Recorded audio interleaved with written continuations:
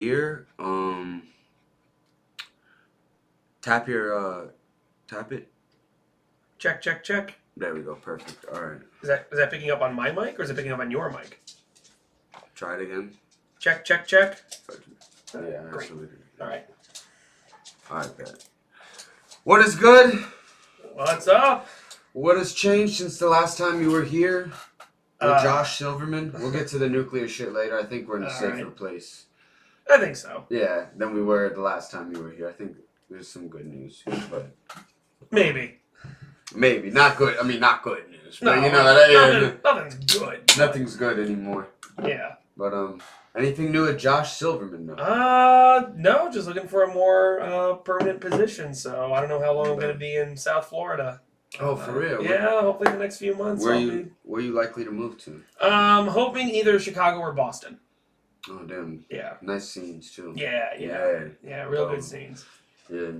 Now we're all moving. No one's sticking around in Miami. Well, because there's no industry down here. There's no industry.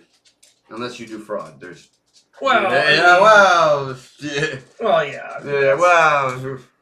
That's a different discussion. Yeah. I mean, it's a great scene to start in. Yeah. Miami's a great open mic scene for comedy for us, but we gotta do the big shows, Yeah, we gotta move forward with our. Yeah, careers. you can get good down here, but I mean, there's kind of a ceiling. Like if you want to stay down here, there's kind of a ceiling as to exactly what you can do. Like you'd have to go on the road a lot, and you have to leave a lot. You don't want to. Yeah, you have to leave a lot, or you become like a cruise ship guy. Which isn't bad, I heard those guys. Some of those guys are making like 3 bands a weekend. Oh yeah. Yeah. I mean, if you like being on a cruise ship, which I don't. Which it's like isolation and trust me. Yeah. Yeah. But Yeah. Nice. Let's start off with the not so serious. Have you been paying attention to Johnny Depp? Oh, the Johnny Depp Amber Heard thing? Yeah. Yeah, he's suing her for defamation. Defamation because she says he abused her. Right. When it's actually the other way around. Yeah. Yeah, and she. I'm just gonna say she's hot. Well, if they weren't as hot, both of them are hot. Objectively, both of them are good-looking people. Well, if they weren't that good-looking, this would get no coverage. Well, if they weren't that good-looking, they wouldn't be in Hollywood. Johnny Depp maybe. Johnny Depp's actually extremely talented. That's true, but you also got to be good-looking unless you want to be just a character actor or a comedian. Yeah. Hey, gang. Hey, guess what this one is? Okay. What was I going to say? That, apparently it's going to cause problems for, I think, Aquaman? He's in Aquaman? No, that's she Jason was. She's in Aquaman. She's in Aquaman, and after this, they, Warner Brothers may be thinking, do we really want this person back for Aquaman 2? Mm-hmm. And look, there were grumblings about this, back when the first Aquaman came out, and they still went with her, and uh-oh. Yeah, they made a mistake, but it's something's. It's wrong to say something's in the water, but something's definitely in the Something's definitely come to light, just women. These women in Hollywood are just being abusive to their husbands. Look at the Will Smith. Oh God, that thing. What's going on? I don't feel like this is a problem. Regular, everyday, you never know. I mean, households, unless I'm totally ignorant to it, which I very well could be. Maybe. I mean, Pink Floyd was singing about this on The Wall. Yo, Pink Floyd got this shit kicked out of him? No. In The Wall, that we don't need no education. There's the line when the principal is talking about these kids, and he's like, "Oh, they're fat psychopathic wives, and we'll thrash them within inches of their lives." That's in the song, and that's 50 years ago. Oh man, but it's I feel like Will Smith was questioning his manhood. Johnny Depp was just trying to Yeah, but he just took it, bro. What the fuck, bro? That's what I don't get. Well, you have to keep these things up for appearances. Yeah, I mean, but like, what appearance is it if like people know about your? My bad, I'm not. But if people like know about your whole like private life, you know? Well, I mean, that's what being on social media and being a celebrity is now. Like, you can't just be this faraway movie star anymore. Like, people No, have to know like your personal, intimate details, and I can see how it's maddening. Like, I wouldn't want that. no, not at all. I mean, I don't know.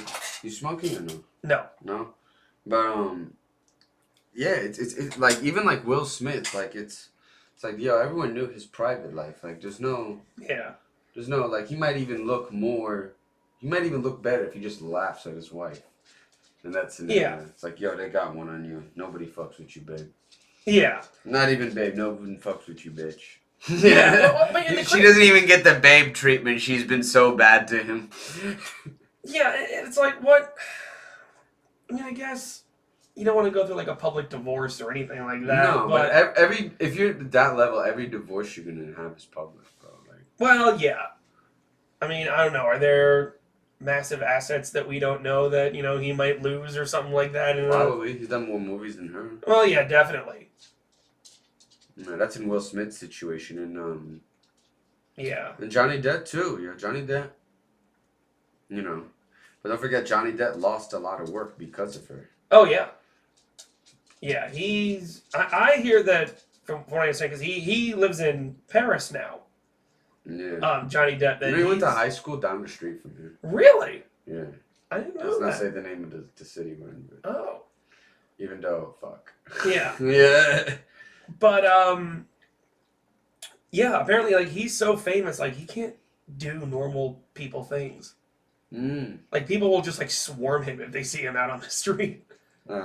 So he's like talent-wise, I think he's like up there for one of the most talented. In the game, like just an underrated. Like we'll never get a best actor. You know what I mean? Does he have any Academy Awards? I'm sure he does. Johnny Depp, but I remember he was kind of like a cult actor until Pirates of the Caribbean came out. Well, when I first saw him, it was Pirates of the Caribbean, and then I went back and looked at What's Eating Gilbert Grape, and all that. Yeah, Sleepy Hollow. Yeah. Yeah. Let's see, we'll say awards. Yeah, I'm sure he's got something. Career setbacks, Pirates of critical success. There's usually a tab on. Yo, that's another thing I noticed. Like, the variety of drug use he was describing in that shit. Like, how is that not, like, even being discussed, yo? Like, they talking about, like, him using, like, almost 10 different drugs throughout the trial. Yeah? Like, how is that not, I don't know. I think that... Like, yeah, once you get to Hollywood, like... No one gives a fuck, bro. Like, they don't care. I mean, in the old days, the producers used to give drugs to people. I mean, not really to get them, like, high, but, like, I remember... I'm gonna be real. When it comes to stand-up, I can't see a scenario in which being on drugs, besides, like, weed and alcohol, like, a little bit of alcohol would help my act. Oh, yeah. Because I've tried stand-up on coke before, and I'm just... Oh, we know a lot of stand-ups who either suspect or are on coke. Oh, yeah, yeah, trust me. But, like, I've tried it, and it, like... Bro, like, and I just speak too fast, like my set, like... But sometimes I smoke too much, though, and I'm just, like, tired as fuck. Yeah. But, like, coke just ruins it, I feel like. Yeah, I remember, okay, this was years and years ago, and these two guys are not, well, one's not in Miami anymore. These two guys were, they're hanging out at the Miami Improv, and Of course. Yeah, and the pro show needed like a guest spot. Like it was one of those like professionals who like doesn't do like a full 45 minutes. So they need like someone to fill in. And well, these two dudes, I mean, they smoke a lot of weed. And so the manager, I mean, he's not the manager anymore, but the manager kind of looks at the two of them and goes, "All right, I know the two of you have been smoking." He kind of looks at them. "You hold your weed better. You get the thing." So he gets to go on. Damn. Yep. He's like looking at their eyes and going like, yours are less red, you're the one who's going on. That's crazy. Like, they do it like that? Well, I mean, they need like a snap kind of thing. They can't put both of them on. They don't have I- enough time for that. But I will never forget, you know, like, speaking of, like, high comms, I was, like, 18. Well, no, 19. And I went with my teammates to Dangerfields in New York. We were in New York for, like, a weekend, right? And so we're singing, we go to Dangerfields, right? They don't card us. Right. Oh no, they don't card. This is pre like when New York was still like, you know, kind of scuzzy. yeah, Little dangerous. Fun, but a little dangerous. not dangerous, just like they didn't care about shit. Oh, like okay. they do now, you know. But Yeah. New York is still fire right now, though. Don't get me wrong. Like, they still don't give a fuck about shit. Right. But like, they didn't card us when we went in, and like they straight up just served us like right away. And like we were watching this. It was like an open mic. But like it was like I don't know what it was, because it was like we got there at 8, and it was from like 8 to 3 in the morning. There was all these different writers from different shows. Oh, okay. Just doing 15-minute sets, bro. It was fire. Is it like a showcase to try to get past? I'm not sure what it was, but we were just like there till 3 in the morning, listening to all these writers from like Curb Your Enthusiasm and shit. Oh. And no, right? No. And like, dude, they were so high, dude. Oh, I'll bet. They were all like, just like, not coked out. Like, they were just high, like to the point where like one dude went on stage with a bag of chips. That's the only time I've ever seen a dude go on stage with, and like he announced me that he was like a writer for some show on like CBS, and he was like saying it airs at 7 on Thursday, blah blah blah blah. Like before he left, and he just like we couldn't like, you know. There's so warm, man. These are good. High as fuck, and he goes, "This is all my only meal of the day." He's like, "Try living in New York." Yeah. Wow, though. But yeah, no shit. But there's no more Dangerfields, you know. It goes down? Yeah, there's no more Dangerfields. Man, I remember that old ass antique phone that they had like next to the stage. Yeah. That shit. But like a lot of the comedy is like on Greenwich, like, you know, Greenwich Village area. Okay. Yeah, but it's crazy, you know. I mean, even the shit has just changed too. From back then, like people could say whatever on stage back then. Yeah, it was And this is not even 10 years ago. Yeah. I mean, it's a different time now. I mean, these things kind of ebb and flow, you know. Even though I got away with a Down syndrome joke this week. Oh well. You know, if it hits, bro. Yeah. You know. But I mean, I was just doing a show with someone. I mean, I'm not going to say who it is. I don't want to blow their spot up. But, you know, this person was, you know, doing jokes about their autistic brother. And, like, just their brother is autistic. Yeah. But, you know, they were able to do it. And they got these huge laughs. And I didn't hear anyone complain. Yeah. So I think a lot of it's just kind of overblown. Well, you'd be surprised. In New York, there is. Like, I went, my very first night in New York, I went to Eastville. And there was a, I think he said he was Sikh. Where he was a gay Sikh guy. Okay. Fuck, I got a piece of tobacco in my mouth. But it was a gay Sikh guy, and immediately this dude starts making jokes about terrorists. He didn't say the word Sikh or whatever, nothing. Yeah. Right? But the Sikh guy complained. He was like, "You're not entitled to make some jokes." And the dude's killing, and he's like, "Yo, what do you see?" He's like, "Yeah, Sikhs actually get the brunt of a lot of terrorist jokes." He's like, "Okay, but I'm not talking about you," the comic goes. Like, I know what a Sikh is. So just shut your ass up and enjoy the show. Dude keeps complaining, dude keeps complaining. Kid you not, dude's lucky dude straight up like lucky he left. Because I was about to be like, bro, in your country you've been thrown off a building and not even for being gay. So come whining so much. But like straight up, dude, like it's in New York I feel like there's more of that than here. Because believe it or not, in my experience, I make fun of like people on the right to their face. Yeah. And they vibe with it. Oh, yeah. No one gives a fuck now. Yeah. That's actually one of the cool things about this scene is that, no one cares. I find clever ways to call them dumb. Oh, yeah. And it's like, you know. They're like, yeah, we are. Which, is actually not on this, is a great segue to the next topic. About the midterms. Oh, okay. Where do you think we stand? We? Yeah, I mean, we're both Come on, we're both progressive. Well, yeah. But oh yeah, it's gonna be a red wave. You think so? Oh yeah. Absolutely. Oh yeah. I think we're gonna lose in 2024 as well, unless Bernie runs, which Well, he said that he's he considering might. running if Joe Biden won't. If Joe Biden won't, Joe Biden, the thing is, Joe Biden will get slaughtered, and it's not like, he could be like, mentally, like, okay, there's something noticeable there. We have to be objective here. Yeah. But like, if Joe Biden just delivered on his promises, well, yeah, then he would stand a chance. Well, yeah, but he's too wedded to,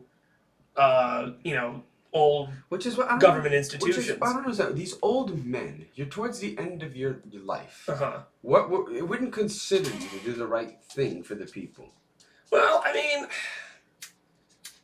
there's a part of it where I think he is actually trying in some sense. But he just forgets? No, it's that he truly believes that the institutions of government that we have are capable of delivering it. And I think he's overestimating their capabilities, because there's a faction of government that's actually trying to repeal, straight up, trying to repeal democracy. Well, yeah.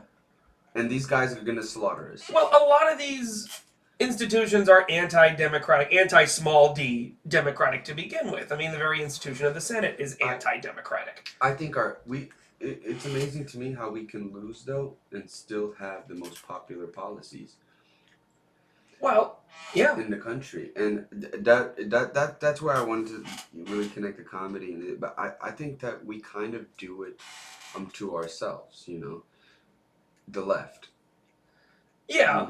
I've been saying that, like, there's things that we do that people in the middle are deterred from, and we don't like people in the middle for the most part. Like, we think their values like, but who gives a fuck, bro? At this point, democracy's on the line. I think we need their vote. We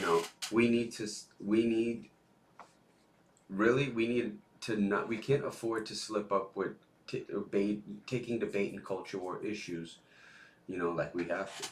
Well, and if you, from what I've seen and some of the data that I've seen, that if you fix a lot of these economic issues, a lot of, I mean, it's not going to fix completely a lot of these cultural or social issues, but it does help. Like, numerous studies have shown that white working class men who are in a labor union exhibit less racist tendencies or have less racist views than those who aren't. I literally couldn't agree more with that statement. I feel like policies can fix a lot of those cultural issues themselves.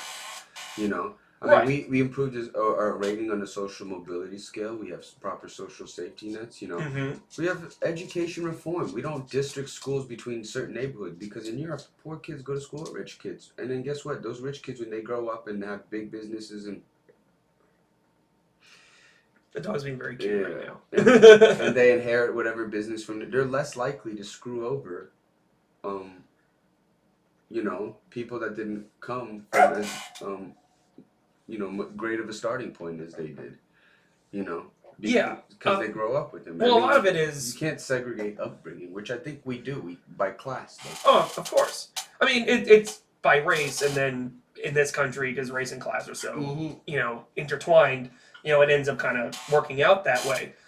But I don't know what the funding mechanism for schools in Europe is, but I'm not sure, like, to a T either. Like, but they have a higher tax rate, but they score better than us on the social mobility scale. They do. Well, here they're funded by property taxes. Yeah, yeah. So, if you're in the rich neighborhood, and your tax dollars are going to, like, the good public school that's in your neighborhood, like, you don't want anyone else in there, You want another beer? Oh, no, I'm still working on this one. Right. I'm good. But yeah, I mean, speaking of the whole, like, education thing, I'm sure you saw our wonderful governor decided to throw out a whole bunch of math textbooks saying that they're too woke. Yo, honestly, I saw the examples that he cited, and they were not. Like, you really got to fish for, like... Oh, yeah. You have to, like, search to be offended, you know what I mean? Yeah, well, You have to behave the way that they depict liberals behave to find problems with those issues with the math problems in those textbooks. Like I saw but I did see this like article that showed examples in California. However, bro, there's something to be talked about, bro. oh, I haven't seen those, Bro. but I know that this is kind of a grift.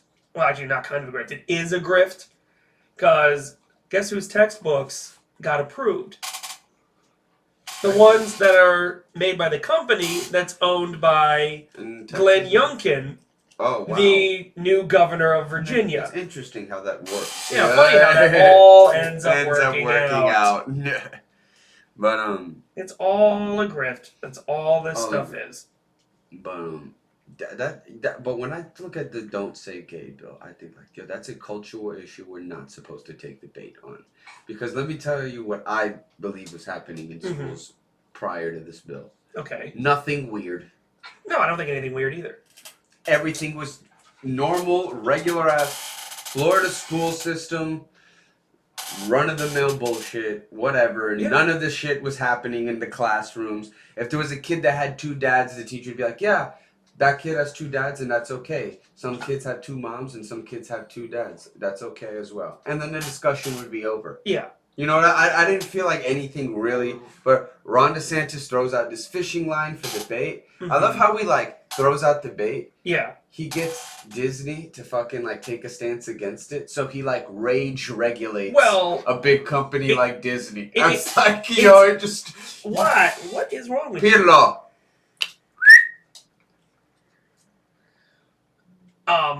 But anyway, as we were saying, initially Disney didn't. Disney stayed silent. Yeah, it was the workers. And it was ordinary people like Disney fans and Disney workers who were like, hey, what the fuck? And especially since, you know, Disney gives money to everyone. Well, I mean, they give money primarily to Republicans in Florida because that's who runs the state. Yeah. You know, but they give money to everyone. And so then, after all this outcry, then Disney, you know, had to take, you know, a rather tepid stand. It wasn't even like... Yeah, it wasn't even, they're like, well, we don't really approve of this, blah, blah, blah. And like, they could have said way more, like, but, they kept it corporate, whatever, you know, I feel like they could have had a stronger statement, but yeah, and that is fine. Now they're being rewarded with a giant tax credit. Yeah. It's insane. The rage regulation of Ron DeSantis. But, yeah. One thing, though, I think that we're gonna lose because we're terrible at messaging, though, more than anything. Well, we're terrible at actually governing. We're terrible at actually getting policies through. Well, we're purposely incompetent because, don't forget, when a Republican passes tax cuts for the rich, Democrats in Congress benefit from it as well. Of course. That's like a common thing, a theme on this cast. But we have to explain our policies. That like defund the police is a terrible like slogan. It's terrible messaging because if you ask a regular like in the inner city, if you ask a regular like 9-to-5 law-abiding citizen, they actually want the police around. Well, yeah. However, the catch to that is the original bill, the defund the police, the draft. It didn't say they were going to take money away from the police. It's just that you have some people in Congress, you have some people in local government that interpreted it completely different. But the original bill, the way it was written, made perfect sense. It was a reallocation of funds away from militarizing the police towards more mental health and vetting so we get better police officers. Right. Yeah. You know, which is like, but of course, we called it defund the police. Yeah. Because we're Democrats. Well, right. You know what I mean? Like, well, I mean, it's these, you know, but the bill itself is the draft bill itself was fire, though. It was a great, you know. Yeah, I mean, demilitarize the police and kind of like de-emphasize the police. Like, do we need the police to do every single one of the things, you know, that they do? Could someone who's unarmed, you know, show up there instead? You know, if someone's having like a kind of like a mental breakdown, but they don't appear to be dangerous. Like, do we need a cop, you know, armed to the teeth, coming over there? No, and very often it ends in in tragedy. Yeah, it wasn't even like that long ago. Like you see a cop today, they always got the vest. Well, yeah. I mean, that's fine because there's so many guns in this country that, When I was a kid, they didn't have the vest though. well, I don't know. I don't really remember what they looked like. No, it wasn't. Maybe they did, but like I don't know. They just look like, they look so Like I feel like some European militaries Yeah. have like less funding than a lot of police forces in America. Well, and then the question is, how effective really are they? Like to go for like the New York subway shooter, like the. The fact that NYPD has got to have a budget bigger than a lot of militaries. They do. It's $11 billion a year. Fuck. Okay, so they do. Yeah, and they just let this guy get away, and it was a civilian. It was a guy who owned like a security camera store, who was the guy who like saw him on one of his cameras, and then notified the authorities and stopped him. Otherwise, they would have just stood there with their thumbs up their asses, going like, "How come my radio doesn't work?" Wow, I didn't even know. Like, I thought like everything was so cloudy that he was just able to get away and they couldn't identify him. Like that's literally what I thought. I didn't know like it was just like masked police. Yeah, I mean Eric Adams put 1,000 extra cops into the subways.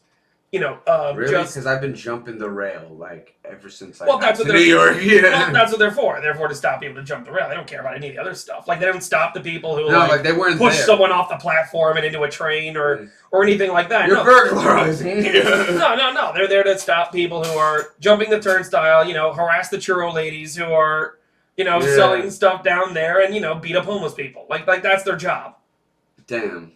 Like it's not there to keep you safe. No, they're revenuers and they're there to further criminalize poverty. Damn, what a way to put it. But yeah, that's exactly how a lot of police forces seem to do policing in the United States. They just criminalize poverty.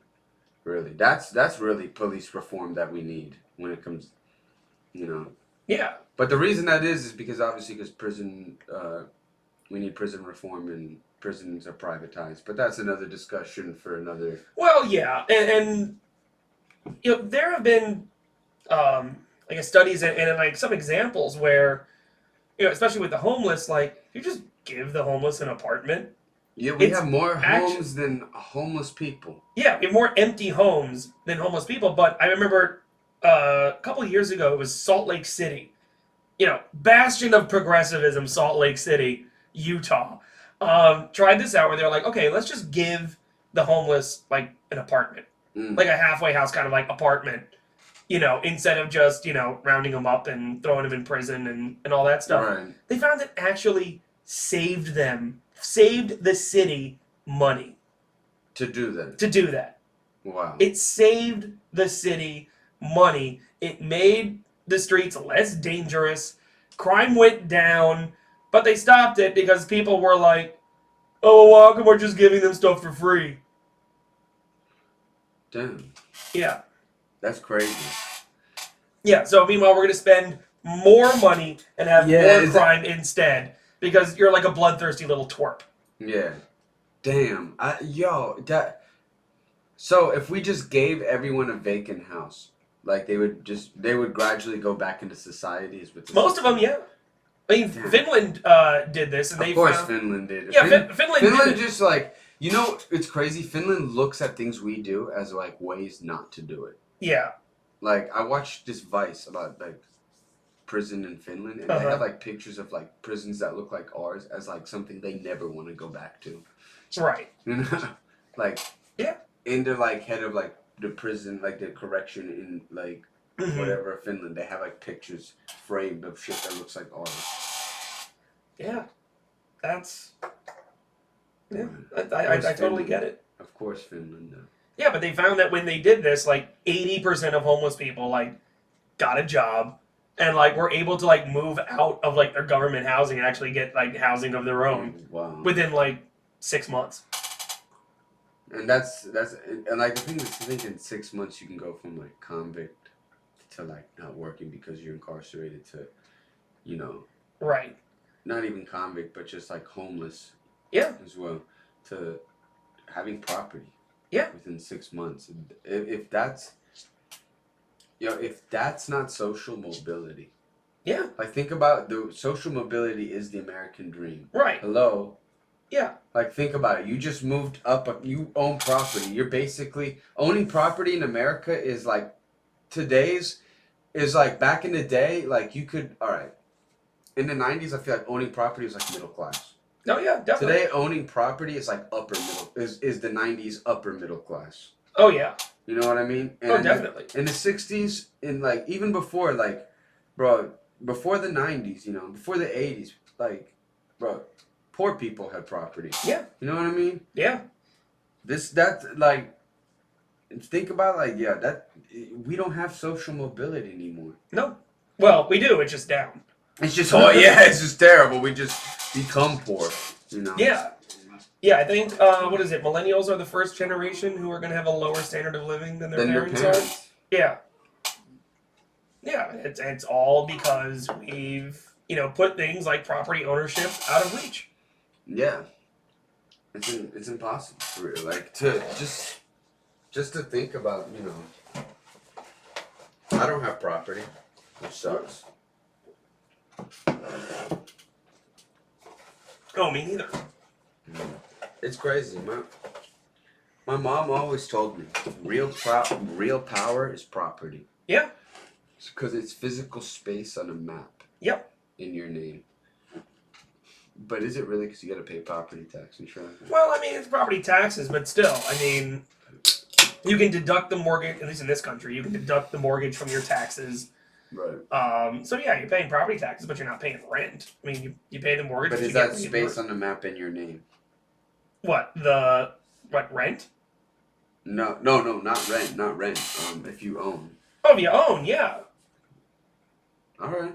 Yeah. Damn, then I gotta start, I need to have a house one day, but I'll be like 60 by the time. Yeah, I mean, I don't know we gotta look at a Robert Reich video to find out what the numbers would be, though, for real. Yeah, I mean, I don't know, I think there's gonna be another crash pretty soon. Okay, why? Yeah, I think so as well. Because we're seeing the Fed's gonna have to raise interest rates to try to control inflation. And that's going to, because so many mortgages are like adjustable. Do you think inflation is as big of a problem as today? I mean, it's becoming a problem. I mean, it is becoming a problem. Yeah, I mean, I've seen like just go to the grocery store, and I'm buying the same stuff, and all of a sudden it's like $20-$30 more expensive than my bill was just a couple months ago. Yeah, but what sucks is that, like, you think about what do they do about that? A Republican like Trump comes in, what is he gonna do? He's just gonna cut everything to the fucking teeth to like decrease inflation. The thing is that, which is like the worst thing possible. I don't know how much our government can really do in this case, because so much of the inflation is caused by kind of external factors. The lack of supply of oil. Oh. I thought we had barrels in reserve. I mean, we do, but usually we keep them in reserve. Like, the whole point of the strategic reserve is not to... if gas prices get too high, we're going to release a whole bunch apocalypse. Yeah, it's for, like, emergency military stuff. Is like, really what it's supposed to be. So you think if we use that, like, Russia would be like, strike if we... No, they would... They really wouldn't care. There's nothing they can do. They're depleted. Yeah, I mean, we were already embargoing Russian oil anyway, and Russia's not a huge exporter of oil to the United States, although they are to, like, the rest of the world. Yeah, that's right. But, you have, Biden has gone to the Saudis, over and over again and begged them to increase production. And they basically told him to piss off. I would just love a fucking president that doesn't have just ties to Saudi Arabia like that. Well, it's not. I don't think he has really the ties to Saudi Arabia. I think it's because they control OPEC, and so they're the ones who really set policy. Them and now the Russians kind of set oil policy as to how much oil is going to get produced, and they don't like Joe Biden. So Their attitude is, well, if we fuck over him, maybe we'll get Trump back, and we really like that guy. So that's what they're going to do. They're putting their thumb on the scale, and they're saying, deal with it. So we really need to win 2024. Well, the question is, win with who? Is the thing.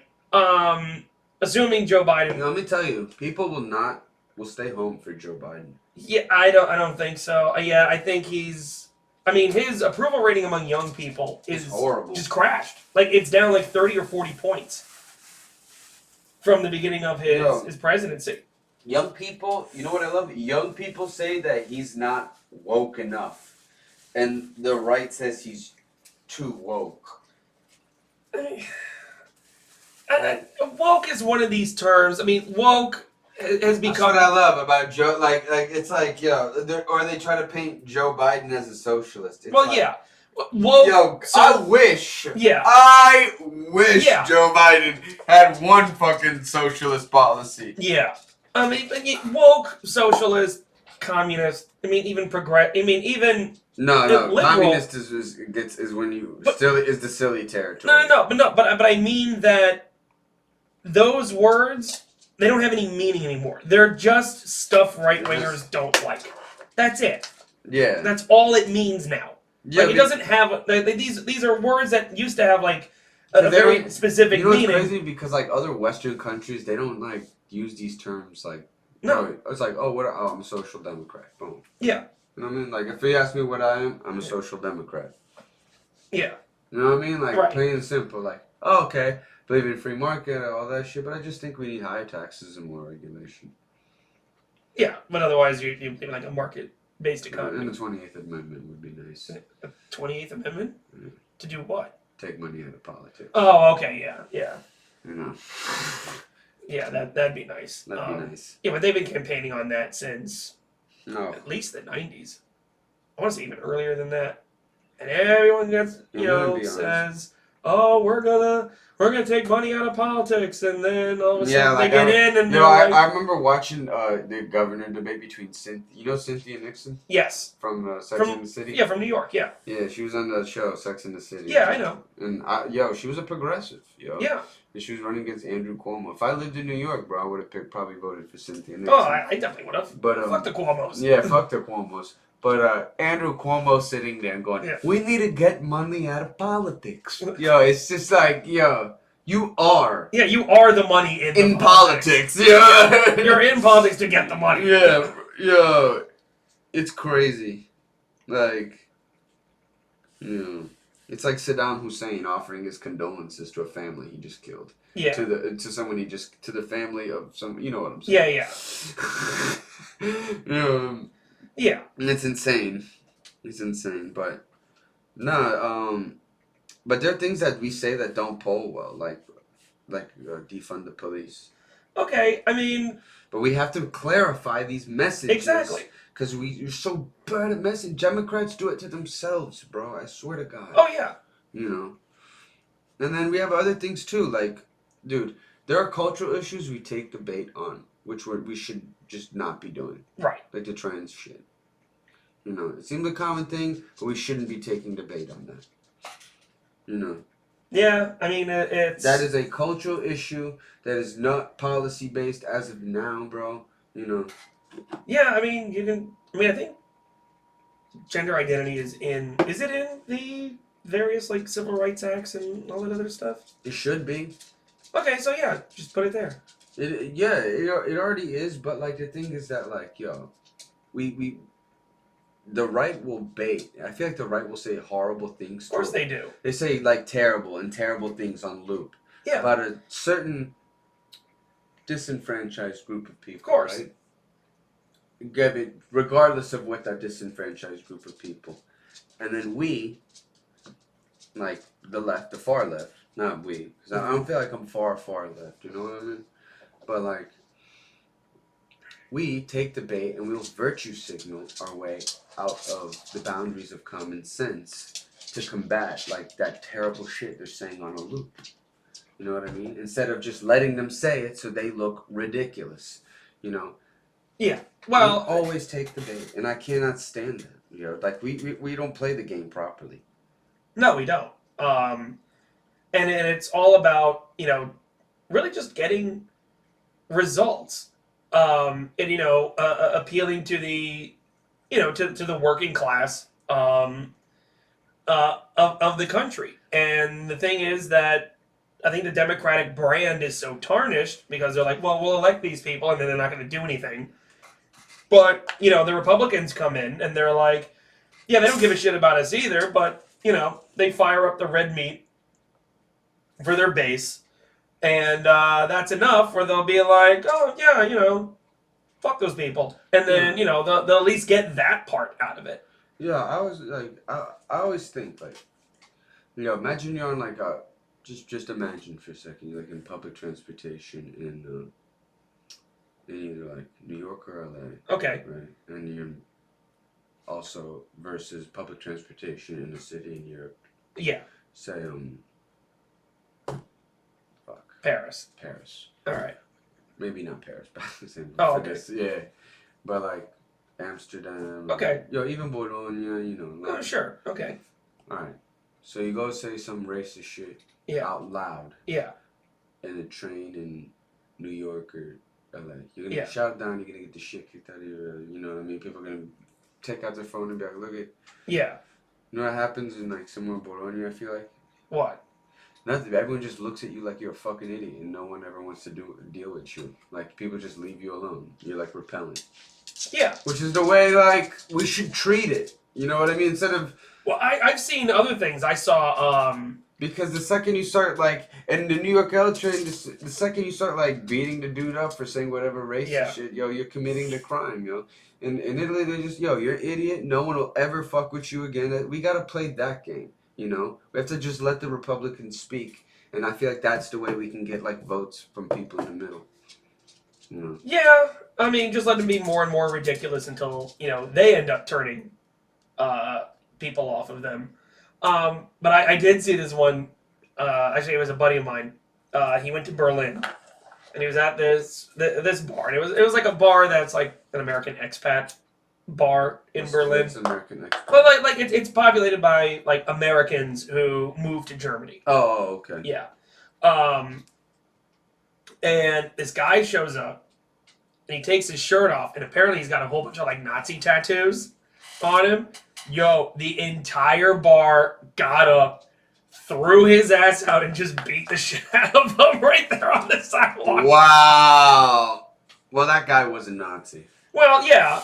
But, so what I'm saying is that it's not always like, oh, fuck that guy. Like, even in Germany, like, they're trying to forget. Like, I feel like the Germans, if anything, like, it's not the place to do it.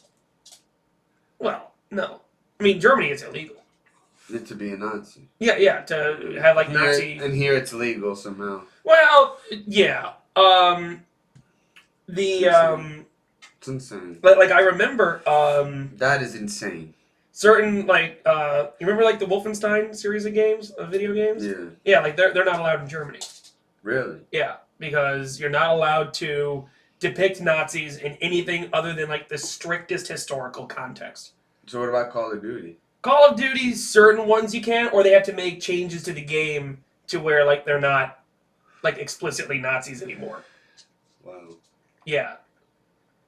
That's great. So, like, if you play, like, the multiplayer of some of those games, like, all of a sudden they're not wearing swastikas anymore. They're wearing, like, this new, like, Wolfenstein symbol instead. Oh. So they can say that, they're not Nazis, so German players can play. Wow. That's crazy. Yeah. But, like, yeah, Germany would not be... It would not be. But the thing is that, like, Germany, like, the thing is, like, when I look at Germany and I look at the Confederacy, pretty comparable.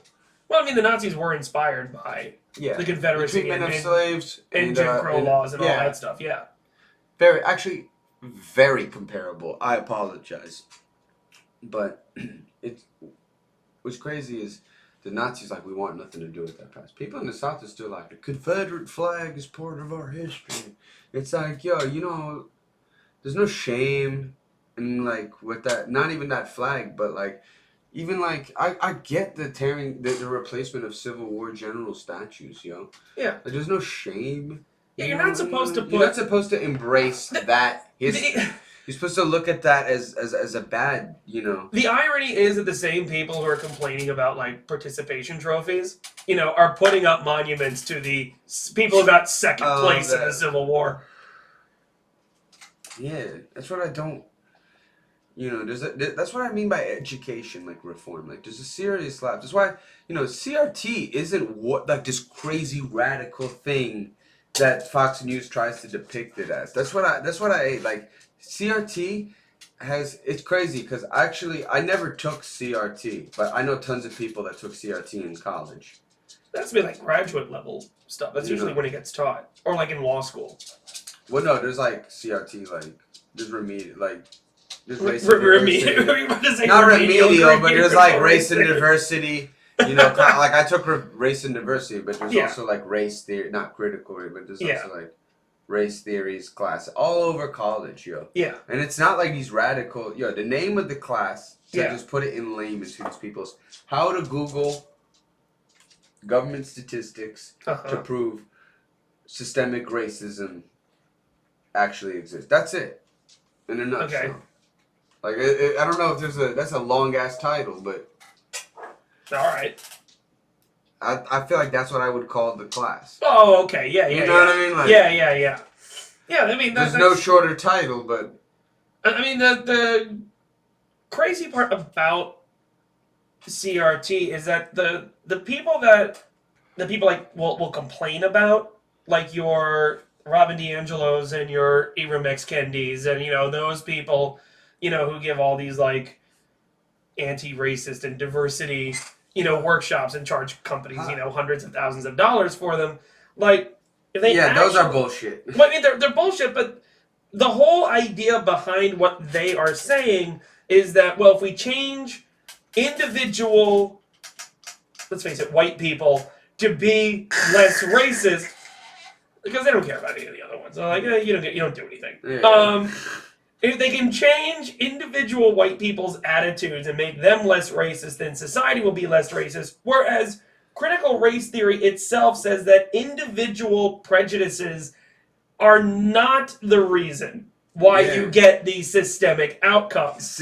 Legislative, like, you know what I'm saying? Yeah. And it goes back to, like, the beginning of this, when we started here. If you change the policies. Yeah.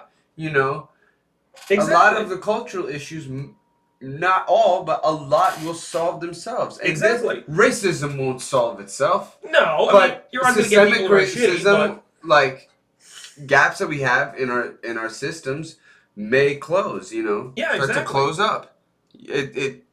I believe that, but everyone has defined critical racism, like critical race theory, wrong. Yeah, it's what you don't like. Yeah, it's just stuff you don't like.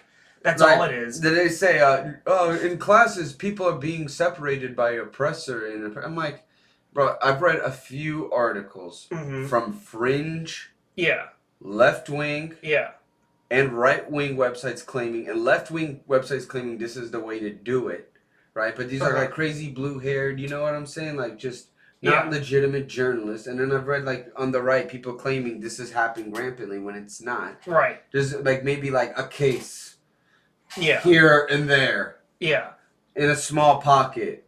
Who knows, Right. Like, I don't feel like these are real problems. I mean, but they're not, and I think that's why, like, if you looked at the Virginia governor's race, back last year, I mean, what's his name? Glenn Youngkin, like, didn't really mention critical race theory, like, all that much in his campaign. His was more about, school closures and parental involvement in schools and stuff like that. The gaslight, though. Well, I mean, but it was a huge issue. Like, there were a lot of people, like, people from the suburbs who, had voted for Terry McAuliffe before, who voted for Biden, who, helped turn Virginia blue. And then, because of, all the pandemic school closures and, because, a lot of these school systems are not exactly responsive to a lot of parents, and a lot of like what they need, particularly Asian parents, which is something that the media will never talk about. I didn't even know. Oh yeah, because they wanted to, at least in this area of Northern Virginia called Loudoun County. It's like one of the wealthiest counties in the country. Asians in Virginia? Yeah, like there's in those areas because they work in D.C. like they work for the government. Oh. So like everyone there like works for the government, but they have like this one school. I can't remember the name of the school, but it is like this high end like college prep high school. Like the best and the brightest of high school students go to this school.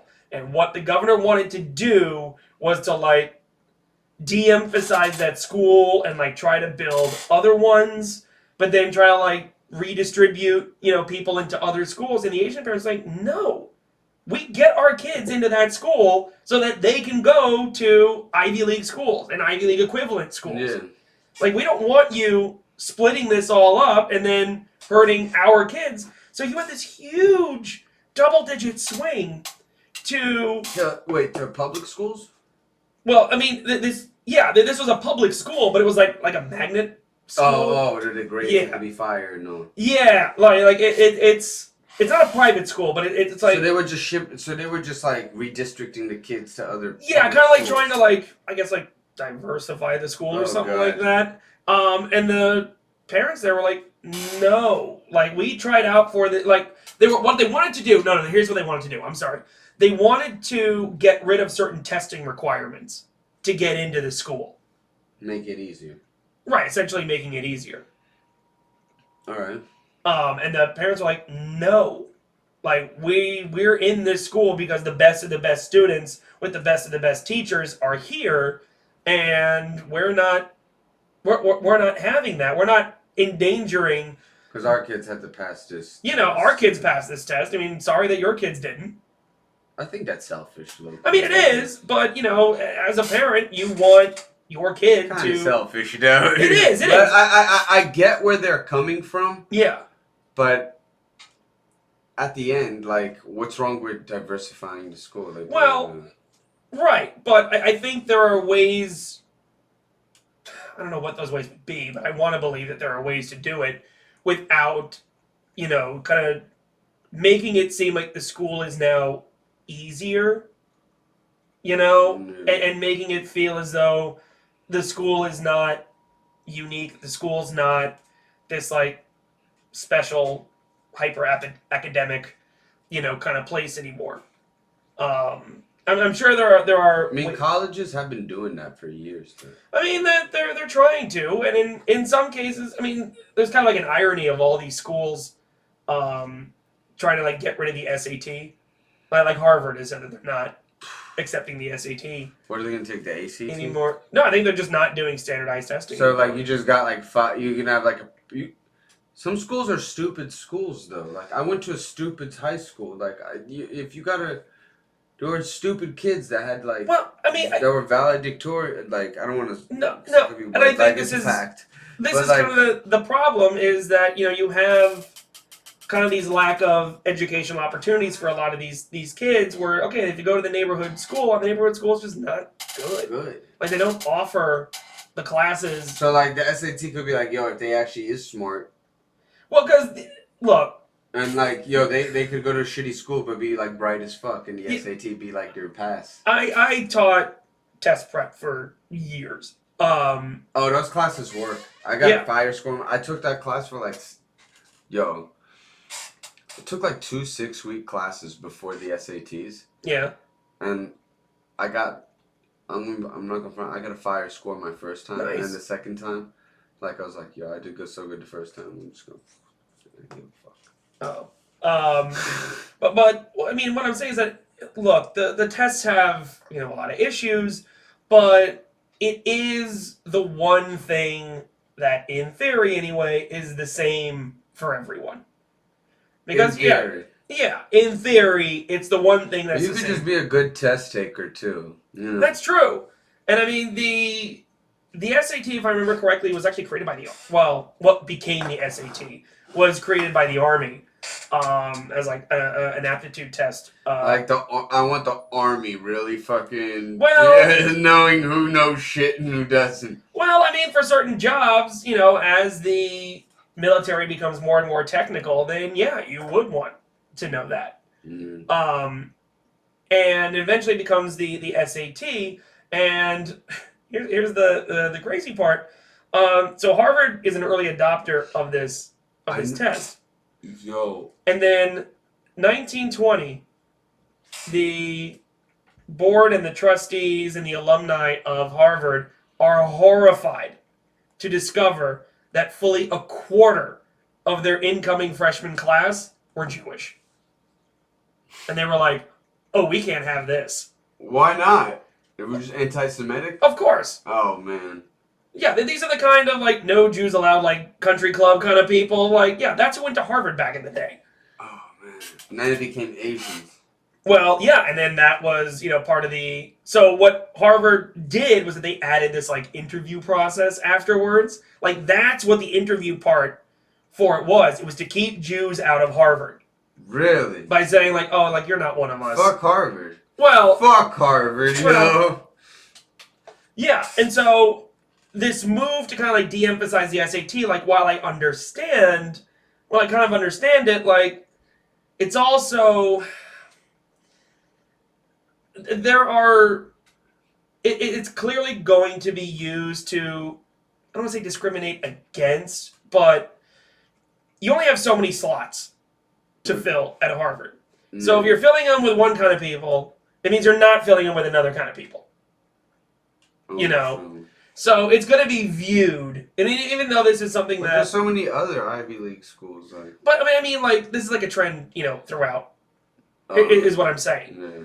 Is that I think Harvard is not happy that there's so many Jews and Asians at these schools. Oh, no. And they're like, look, we need to get a more diversified, body. Harvard racist as fuck. Well, I mean, they're not going to say it that way, but I think a lot of these, blue-blooded Ivy League schools are kind of like, where's all of our people? Where'd they go? So this is kind of like a way to... And that's why it was a couple of years ago, like a bunch of these Asian students filed a lawsuit against Harvard, claiming that they're being discriminated against. But I don't know if it ever went anywhere.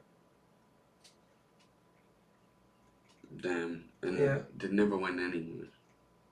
I don't know where it went, so I don't know what happened there. I just knew that they filed a lawsuit. I don't know if it ever went anywhere. But that's the type of shit like people hear about. Well, yeah, and it's the type of thing where, okay, look, there's one thing about the American people are a lot of things, but one thing that America is that's why I love America though. Like, but one thing I think that Americans really are, like the broad swath of the electorate, is that they want fairness.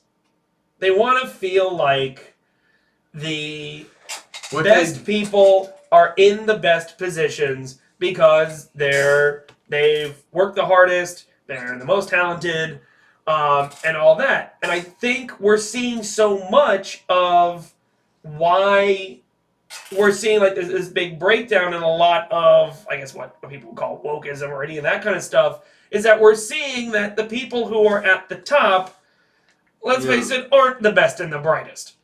That we're seeing, especially now with, so many people, so many younger people, I mean, they're not even all that young, like millennials are now 40, saddled with so much debt, they have all these degrees and they can't get anywhere. Exactly. They don't realize that, like, for the most part, I don't think the electorate has realized that. I mean, I'm not talking about Republicans specifically. I'm talking about over the grand scheme of, like, the last, I don't know, say 40 years maybe? Sure. 40 years. When it's all said and done, the electorate, for the most part, has voted against its self-interest. Yeah. The constituency. And even those who went and voted Democrat, and then the Democrats went and took money from all these corporations and fucking didn't represent the people. Yeah. said they were going to. Even those people are in the grand scheme of things over the last 40 years, we've gotten to this point because people have been voting against your self-interest, and can you blame the people? No. You can't blame the people because we don't have any protection against campaign financing. That's why you can't blame the people. Because people, they run one thing and then they legislate another, right? Exactly. And we're at this place where we don't have someone that's been consistent in only legislating for the people and only taking money for the people. From the people and not the I mean, we've seen the country slide further and further right. There's one guy. Well, yeah, but unfortunately he's going to be, 82? Yeah. In 2024, so... There's one guy. I mean, say what you will. I mean, look at who's... And here's a real danger, though. If you look at who leads, like, the Democratic Party, they're ancient. Like, think about how old Joe Biden is. He's, 78, 79? Yeah, just out of touch as fuck. Like, just not a representation of the people. Nancy Pelosi is 82. Her second in command, Steny Hoyer, is 81. Republicans have up-and-coming evils. They do. Republican, like, the leadership of the Republican Party, I just saw is going to be around. This study. Kevin McCarthy's going to be around for another 20 they're years. on average 2 decades younger than the average Democrat. I mean, people made fun of the Soviet Union for being a gerontocracy because Brezhnev died at age 75. Well, look at what we have now. Yeah, exactly. What are we? Well, except Trump not dying anytime soon. That man. Oh, he'll outlive me. Yeah, Trump. Yeah, I've never seen anyone just the entire life is like revolved around like just amphetamines, European grade pseudoephedrine. Man, if that's the secret, man, I need to get me some of that. Thing. Yeah, you never saw that picture where like he's like in his office and his drawers open. And it's just all. Oh yeah. European grade pseudoephedrine. Like, oh yeah. Yeah, and then on top of that, like. Oh, if it's a European stuff, he's probably making meth out of it. Yeah. He eats like a 5-year-old. Yeah. McDonald's, like the terrible diet, the obesity, like it's just, bro. And still kicking. Still kicking it, still functioning. It's crazy. I saw him on a podcast. I was like, yeah, Trump looks vibrant. I'm like, yeah. And that's the thing, is that the presidency... It's like, how's this man, like, just still, like, just... The presidency is supposed to age you. Like, if you look at, like, Obama... That's how you know Trump did no work. Exactly. He was totally checked out. Yo, they would say that they would wait for him for, like, 2 hours. You'd have to be downstairs, but he'd come at 11. Yeah. He was obviously, like, watching Fox and doing his hair. Of course. You know what I mean? Like, yeah. He's calling into Fox and Friends. Yeah. And, like they're doing, puffing up his hair. Yeah. And let me tell you, Neil Cavuto's a great journalist. Yeah, like while they're just Yeah. Complaining to Steve Ducey about, whatever thing that he saw in the news last week. I won by 11,000 votes in Georgia. You better believe it. Yeah. Yeah, like that's must be a nice life. Yeah, I'm telling you, Obama got old, you know. He got old. That's what I'm saying. Even Bush was terrible. But he got old. He got old. Yeah. Trump. Yeah. Look at Clinton. I mean, Trump was only in it for 4 years, but not even a speck of just. Yeah, he looks exactly the same now. Yeah. Post COVID. And he apparently had a bad case of COVID. He had a horrible case. He was at Walter Reed, and they were like giving him. And he was like, "Am I gonna go out like Sam? Yeah. Am I going out like Sam?" His buddy Sam Shara was like, I don't know, some real estate guy who died of COVID. He's like, "Please don't make me go out like Sam."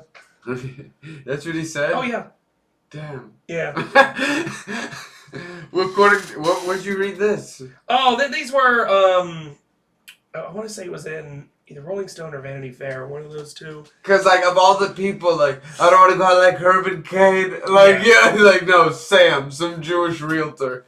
Yeah, well, Sam Sherrill was like a buddy of his. Oh, is the thing. Like that's why he's everything. Like, he doesn't know who Herman Cain is. He doesn't give a fuck about that guy.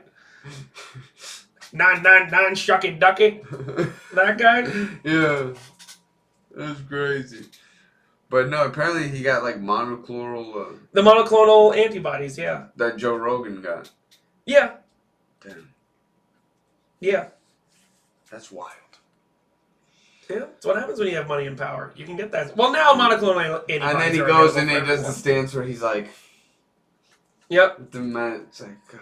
Yeah, even though he might still be infectious. You know what's crazy? The Republicans are just straight like, they're like doofuses, but like, you have to get past like the goofiness of them because like when it comes to, they're actually very dangerous. Oh yeah.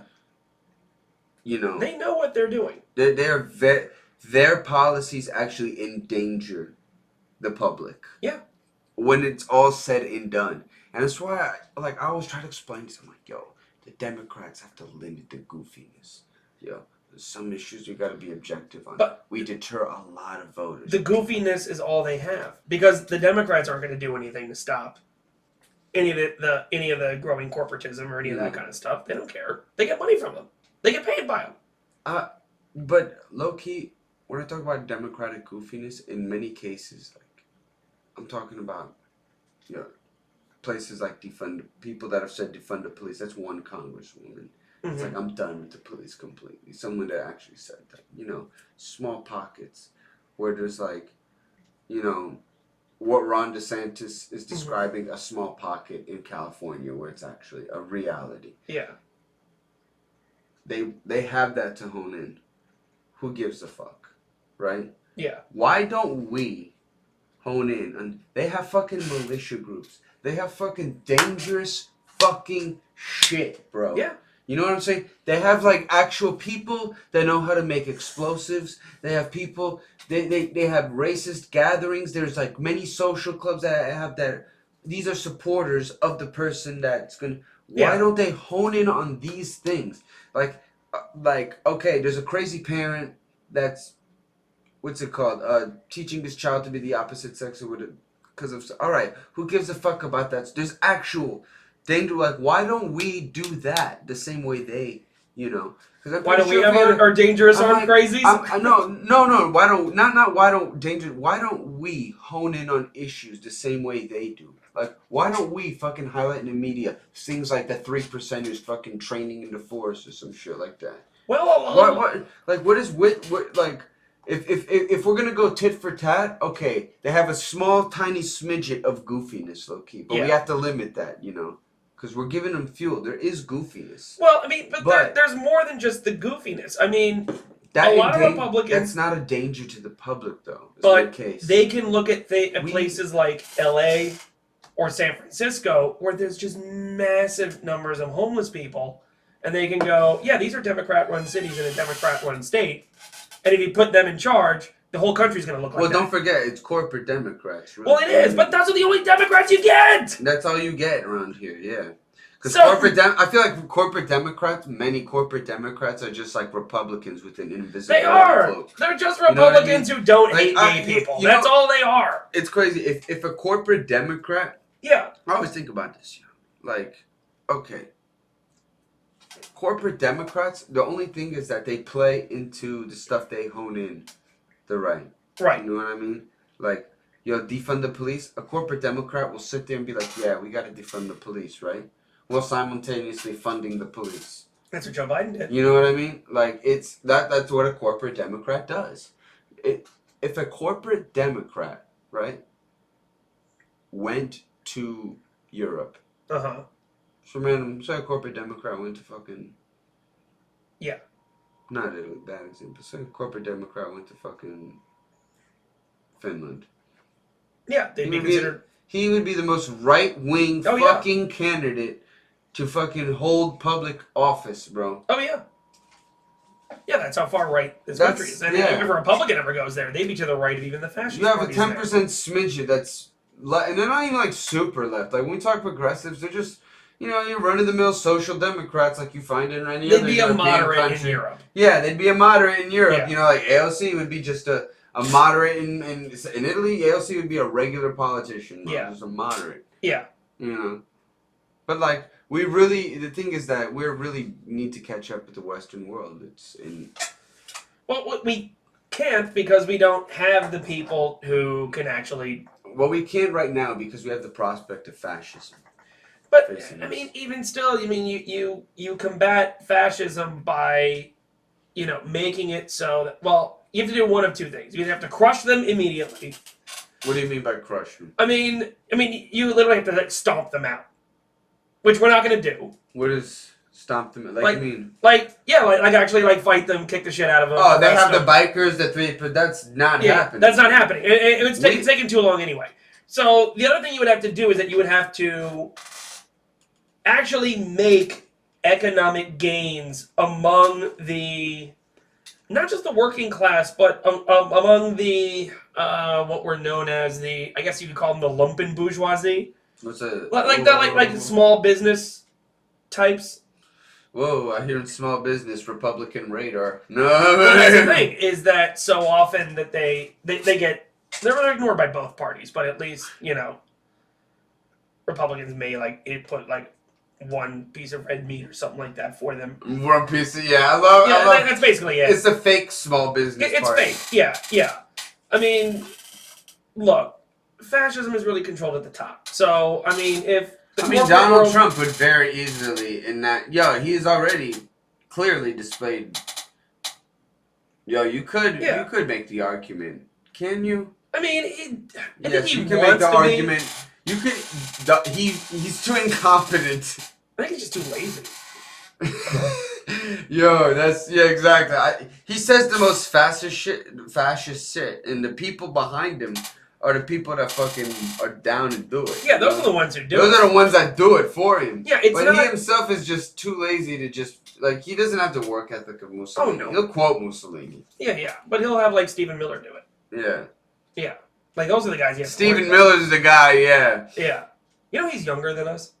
No, he's like 33. I'm younger than him. Oh well, I'm older than him, and he looks like shit. Yeah, he does. Like he looks like he's like his hair is gone. He looks like he's 20. You ever see that shit with his family? That video. Yeah, they've like disavowed him. They're like, yo, we don't even know who the fuck this guy is. Yeah. He's Yeah, I mean, I guess that's the danger of a Trump. It's not so much Trump himself, but it's all the people he's gonna put in place. But even the lackeys we thought we could trust if shit hit the fan, we couldn't. No. Because Meadows wrote this book, and then it turns out Meadows was fucking talking that shit with Jeannie Thomas. Of course. Yeah. He's either a nut too, was in on it, or he was trying to fuck Jeannie Thomas with. You seen Jeannie Thomas? Yeah. No one would hit. Yeah. I don't even think Clarence that's gross. That's gross. That's a little gross too. Yeah, but the institutions aren't going to save you. So I don't know why. You don't trust institutions. I mean, the institutions held up for 4 years, but Trump has been working, and Mitch McConnell has worked to change. Have they? The institutions. Have they held up? I mean, all we heard for the last 4 years was. Or was it Trump's incompetence?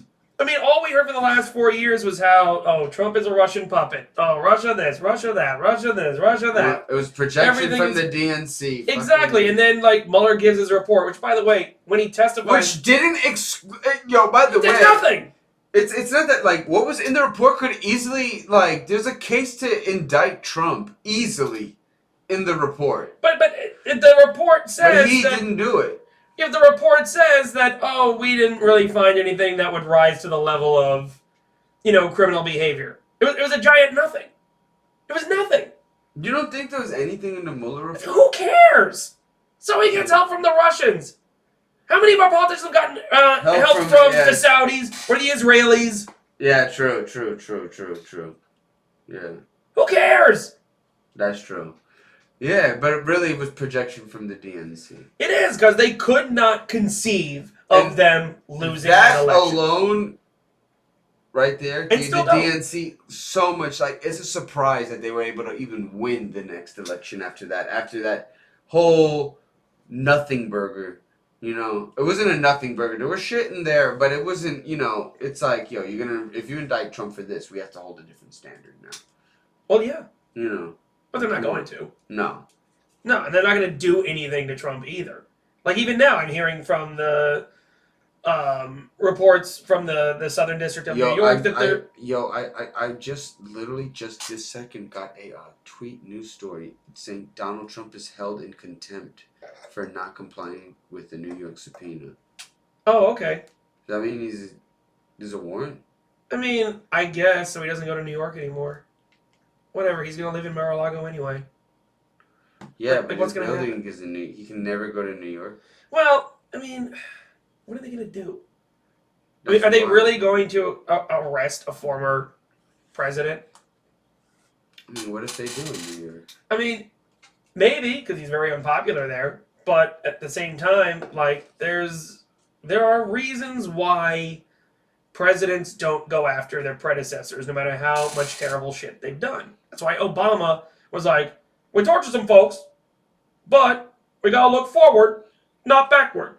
Because he knew that... Yeah, Because he knew that, well, I'm going to do a bunch of shady shit too, and I don't want my predecessor coming after me. You know what's crazy? For years, I've always been progressive, but there's issues I switch on for years. Mm-hmm. My one right wing thing I used to agree on when I was younger, it's the dumbest thing ever, was torture. Oh God! I used to be like, I agree with torture, and my justification was so stupid. The mob does torture. Oh yeah. Yeah. Oh. Well, that's the people we want to emulate. That's who we want to be. The mob. We want to be the mob. America, not the police of the world. They're the mob of the world. Yeah. Yeah. They do it. They get results. Yeah, I don't think for years. Like I just like one day like grew up. I'm like, bro, I've been just justifying government by using, you know what I mean, government behavior with mob tactics. Yeah.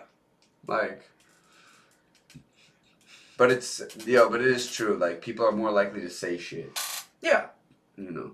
And you gotta think that if you, it's also like... But they'll say anything. Yeah, it really is a shitty take. Because, like, if you think, like, torturing gets answered, you really think people are just disposable. Like, that was a horrible view I used to have. I mean, they'll say stuff. It's not going to be... It's not going to be true, but it may not be true. It's probably not going to be true. But, they'll say it. To go through the process alone means you view people as disposable. Well, yeah. You know. Even mental torture is a thing, yo. Look at interrogation rooms. Of course. You know. We found your DNA when they never found your DNA. Yeah. You know what I mean? I mean, it's one thing to lie to people, but there's all kinds of, like, other stuff that you can do.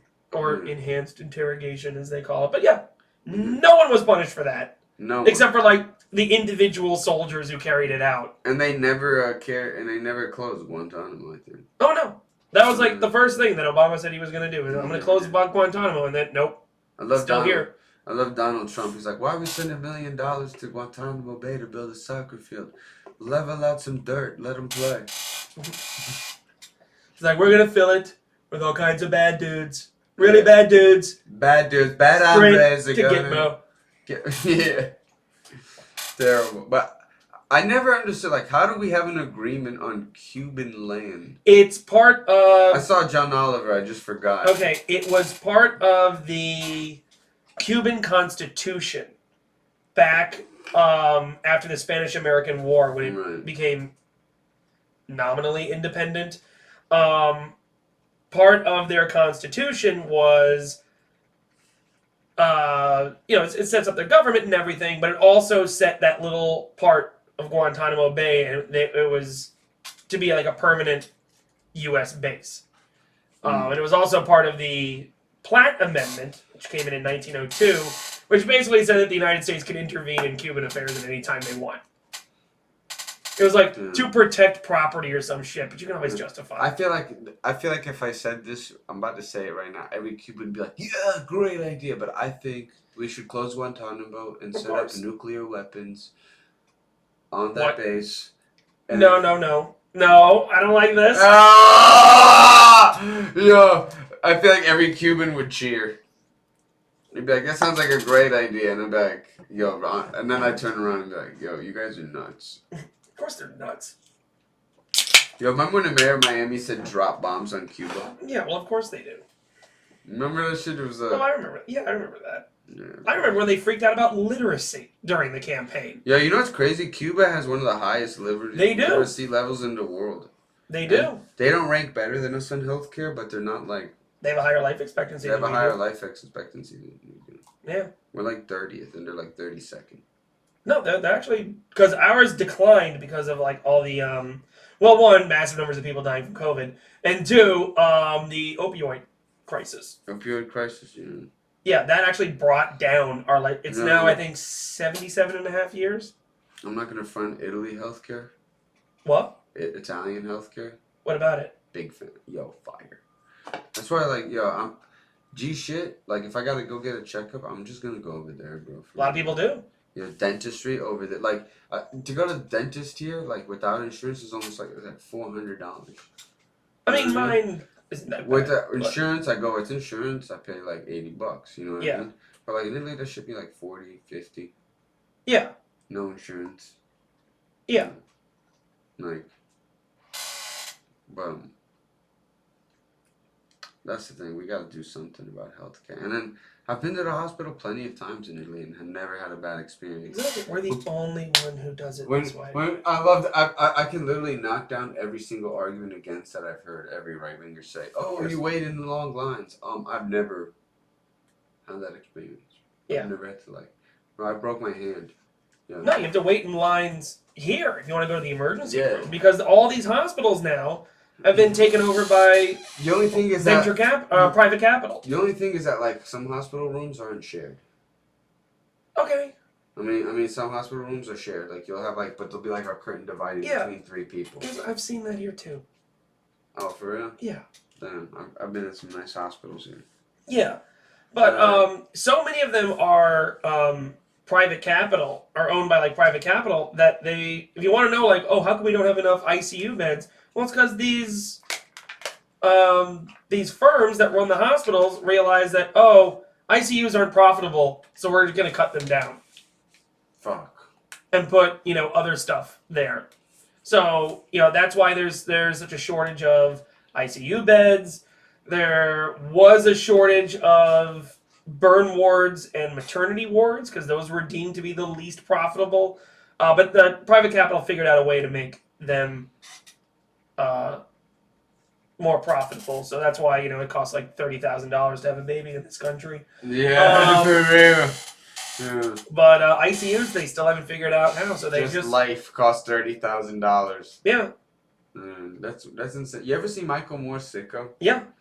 It's like if you could watch that today. Yeah. Nothing has changed. Really, very little. The only thing that's really changed is the healthcare provider dropping you for a pre-existing condition.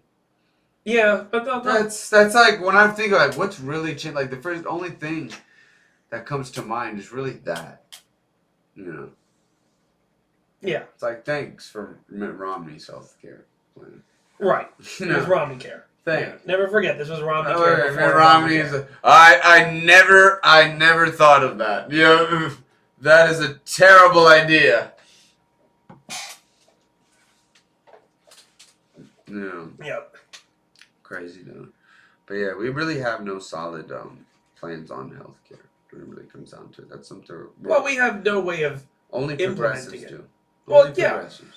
Well, yeah. I mean, it's Medicare for all is the compromise, and I think if Joe Biden said Medicare for all, you know what happened? Nothing. No. If he said we're gonna do Medicare for all in my next term. Oh. I still don't buy it because I think people just don't trust him anymore. Yeah, especially with the student loan bullshit. Yeah, because he can fix that immediately, but he chooses not to. So. But how would he subsidize the loan companies? Well, most of it's the federal government. It's only the federal government that only the ones for the federal government. If you have a private loan somewhere, it's not going to count. No. Because you can't stop that. Well, you should do that then. Yeah, you should. But I mean, he's doing these little he did something with. What if he does it during his campaign? Well, if he does, that's huge. But I think that's kind of one of the big reasons. I feel like what if he's just waiting for the campaign to do that? That's his October surprise. I'm canceling student debt. Yeah. I mean, maybe, but you would think that you'd want to do this before you lose both branches of the legislature. So that you can actually do stuff in your second half of your first term. and not hope to like try to get it Yeah, back. he might want to do that now. And he may want to do that now, but he's not going to. Yeah, he's a cook. He's not. I mean, Jim Crow Joe. I mean, the guy is from fucking Delaware. Yeah. Nobody lives in Delaware. I'm from Scranton, in Delaware. Like, it's like, whenever he says where he's from, I'm like, are you from PA or Delaware? Because he always goes, I'm Scranton, Delaware. Yeah. Yeah. I mean, Delaware is, there's a reason why so many corporations are incorporated in Delaware. So many credit card. Yeah, a bunch of credit card companies and all that. So, if you want to get elected in Delaware, you have to do the bidding of credit card companies. So, what, you think they want someone out there like excusing debt, even if it's like the federal government, not a credit card company? No. Yeah, that is a good point, bro. That is exactly, bro. No, that history will tell. This is who he is. People should have been seen that is a fallacy, bro. That he would never do that. Yeah. Even then he was saying, like... my logic was, he's towards the end of his life. He might was like, no, he's been at the behest of loans and fucking... Yeah, and that's the thing. He's not all that wealthy either. That's the craziest part, is that he does the work of all these, like, corporations and credit card companies, but then... he didn't get all that rich off of it. Yeah. It's like, my dude, what are you doing? Like, he's like he has to be like a true believer of this shit. I know.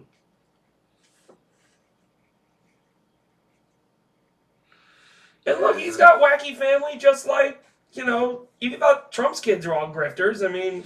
Fuck, yo. Well, Hunter Biden... Honestly, alright, remember I had the Hunter Biden challenge? Yeah. Where I was like saying like, were you here last time? With the Hunter Biden? With the Hunter Biden challenge? No. What did you do? Said, yo, is Did you find smoke me all I was like, find me Did you smoke all the crack you could find? Yeah. And then leave the crack pipe in like the rental car? No. It was a journalist, Hunter Biden.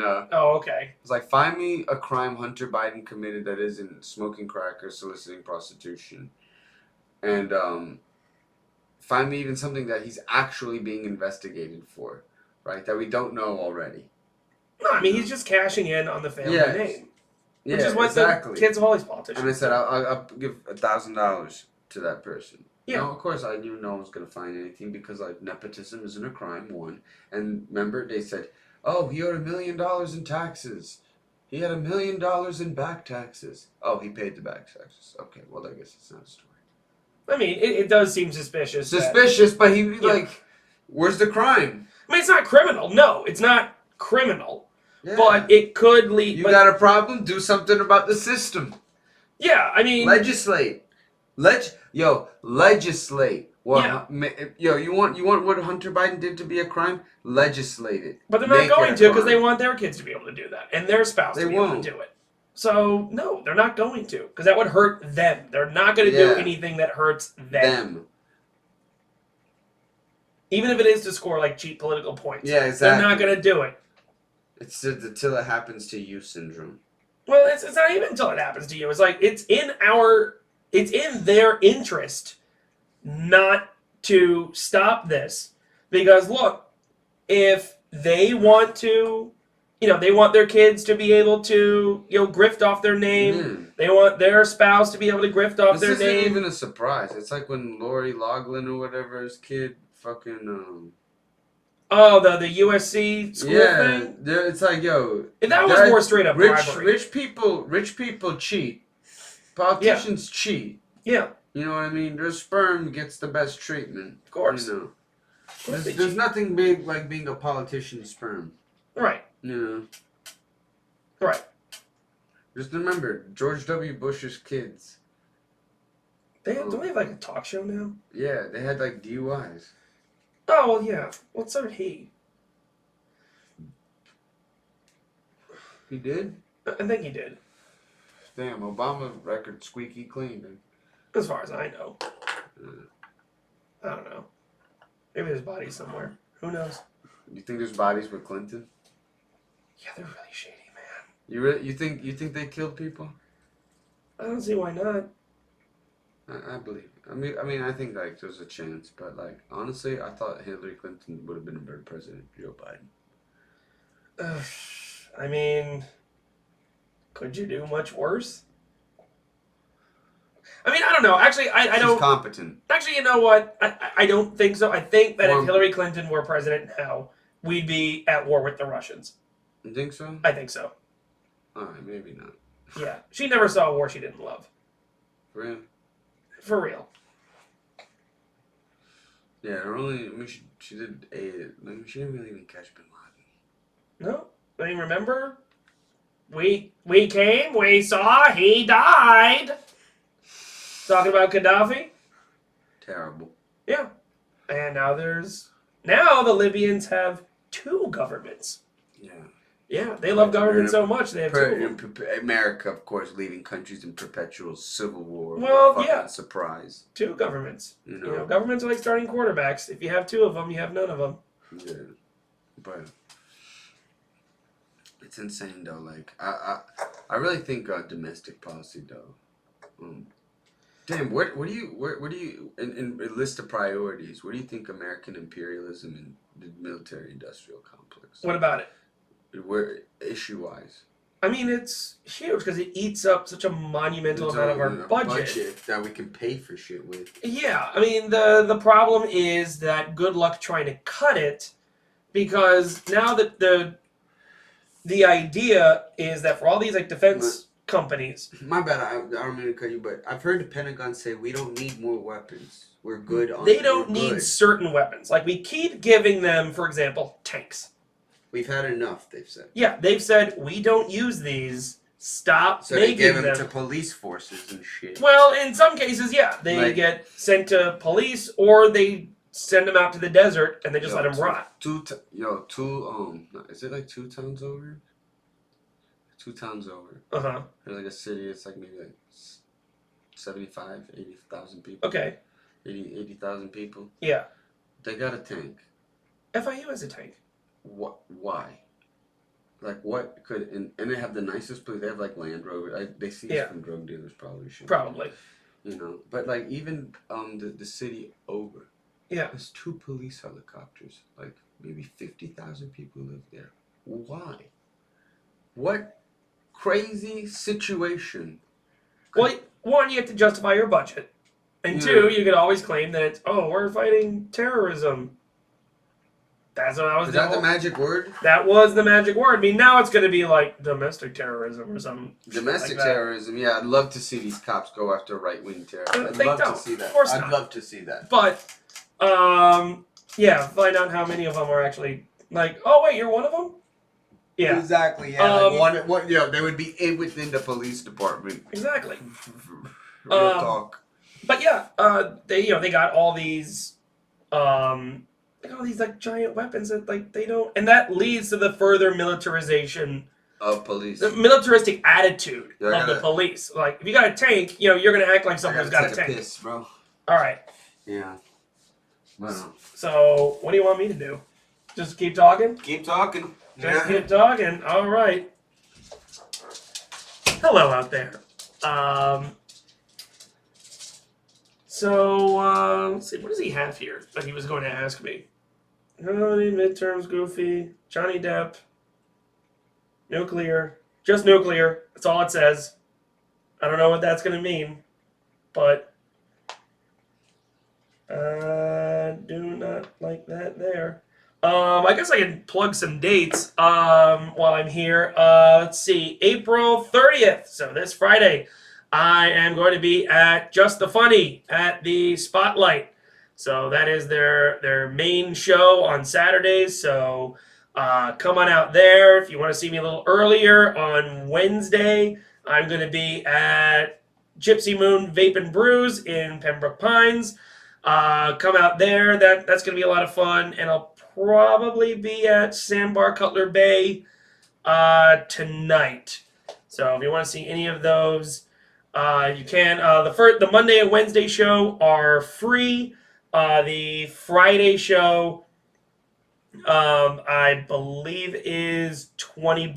But if you buy tickets for that show, you also get to see improv show on the main stage that occurs both before and after the stand-up show.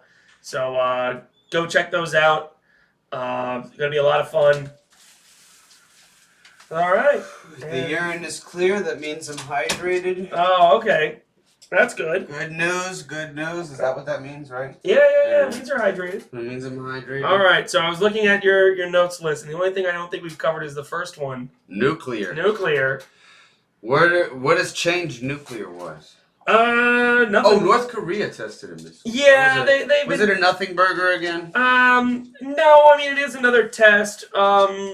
Based on what we talked about last time, I think a lot of those longer range ICBMs that they were hoping to test were actually some of their smaller ICBMs that they just put like extra stuff in. North Korea capping again. Yeah, there is some signs that North Korea is looking to enrich uranium again, or do nuclear actually, instead of just missile testing, like actual weapons testing. They've restarted the facility at Punggye-ri, which is their main weapons testing location. So seeing that get built up again, is kind of making the... Where do they stand in Russia?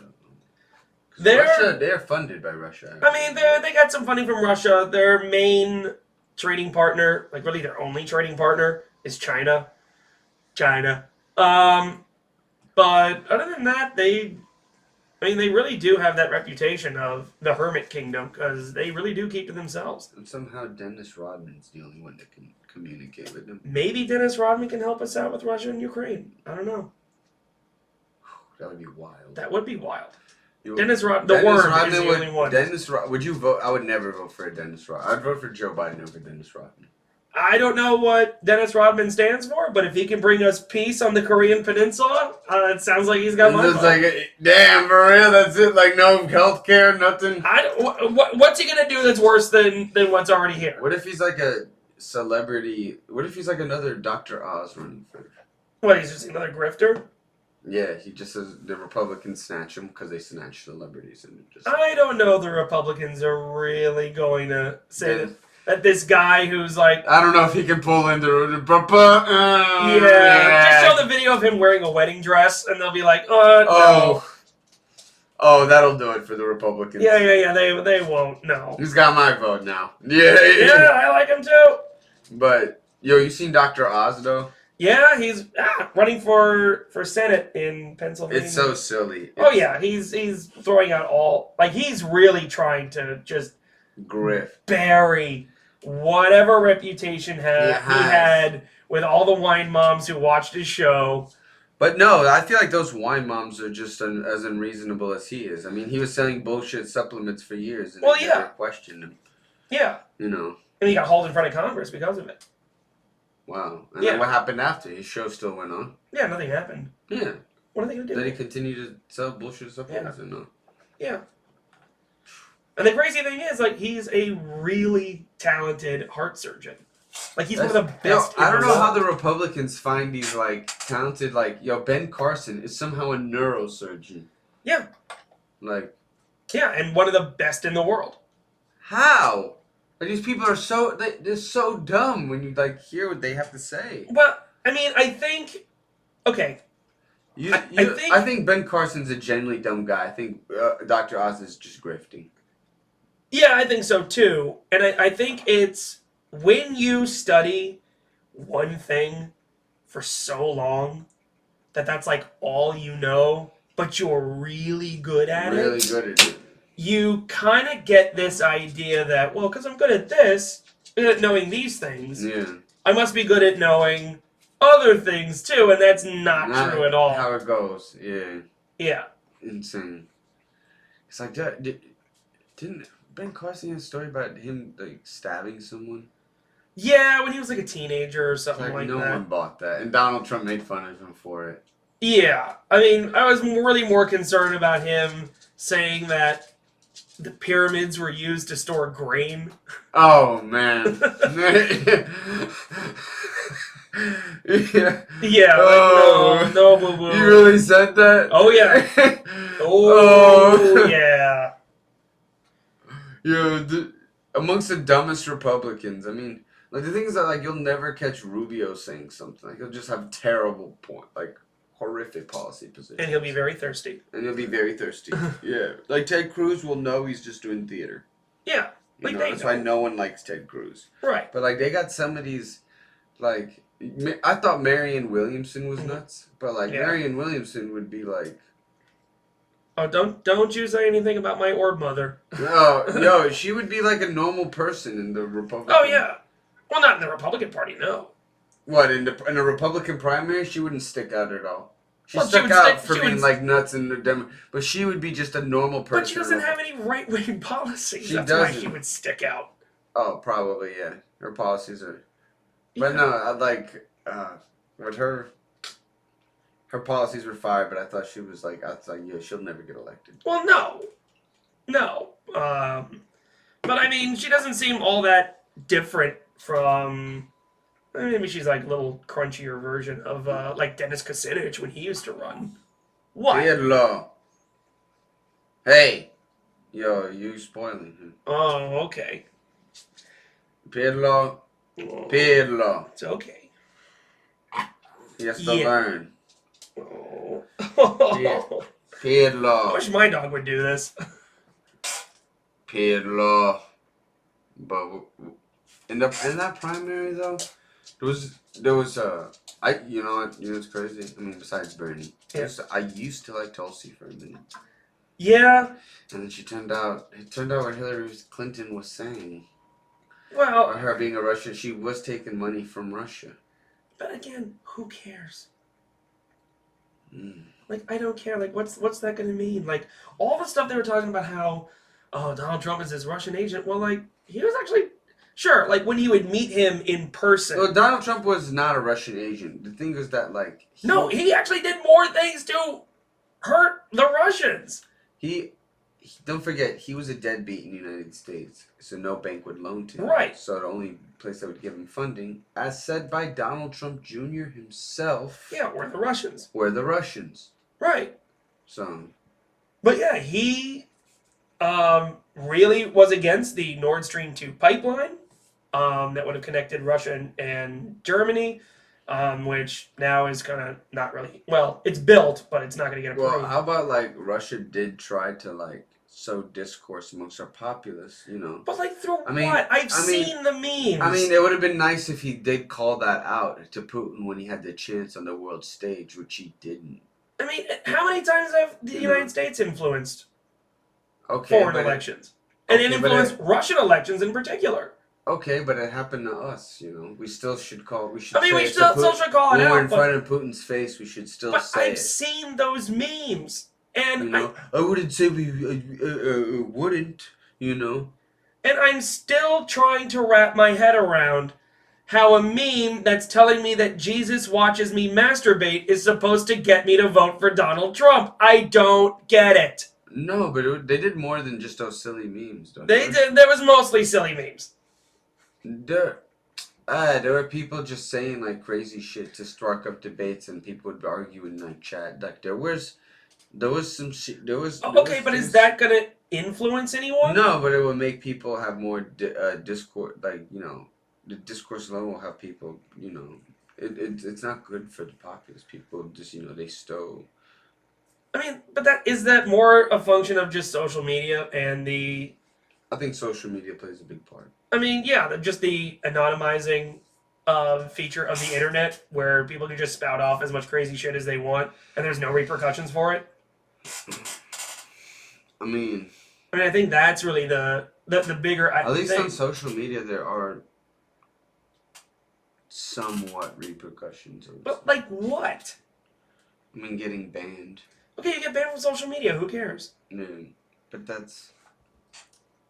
But, I mean, I feel like that alone, Trump should have been told Putin, like, I know what you guys tried to do. Like, should have just said something. Yeah. But he didn't, because he knows to where he gets his money from. I mean, That's a sign of being bought and paid for I don't by think a it would foreign have, country. but I don't think it would have done anything. But I think it would have been more empty theater. But the bigger issue to be discussed is the fact that there's someone, not only someone, the leader of our country, whose money in his personal life is financed by a foreign adversary. That alone should disqualify him from ever holding office. I mean, we've had a lot of other presidents. Regardless of president, anything. Local, state. Yeah, we've... You know what I mean? He could be a fucking clerk of courts, bro. That should disqualify I mean, how much of George W. Bush's money was Saudi money? We didn't care. But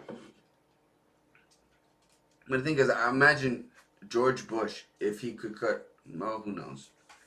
Maybe most of his money was Saudi. I mean, you've seen the pictures of him, like... Holding hands with the Saudi king, and George Bush got some fucking dancing in Zimbabwe, or no, Liberia. Yeah, whatever he was dancing. But, I mean, we all know who's financing him. Yeah. Yeah, that's what, you ever seen Fahrenheit 9/11? Yes.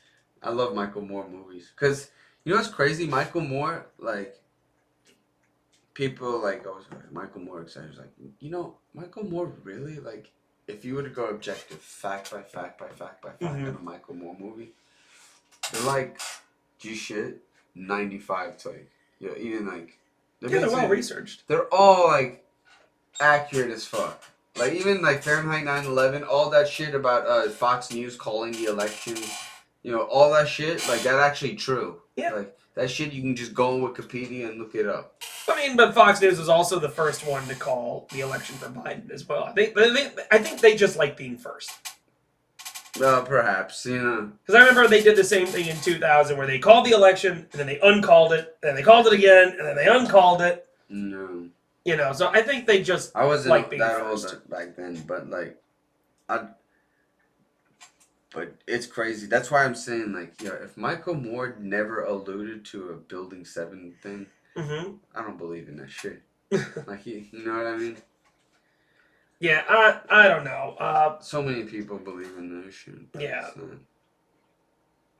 Yeah, no, my attitude is that it's, that we let it happen. I mean... In what sense? I mean, we did... we have all those memos.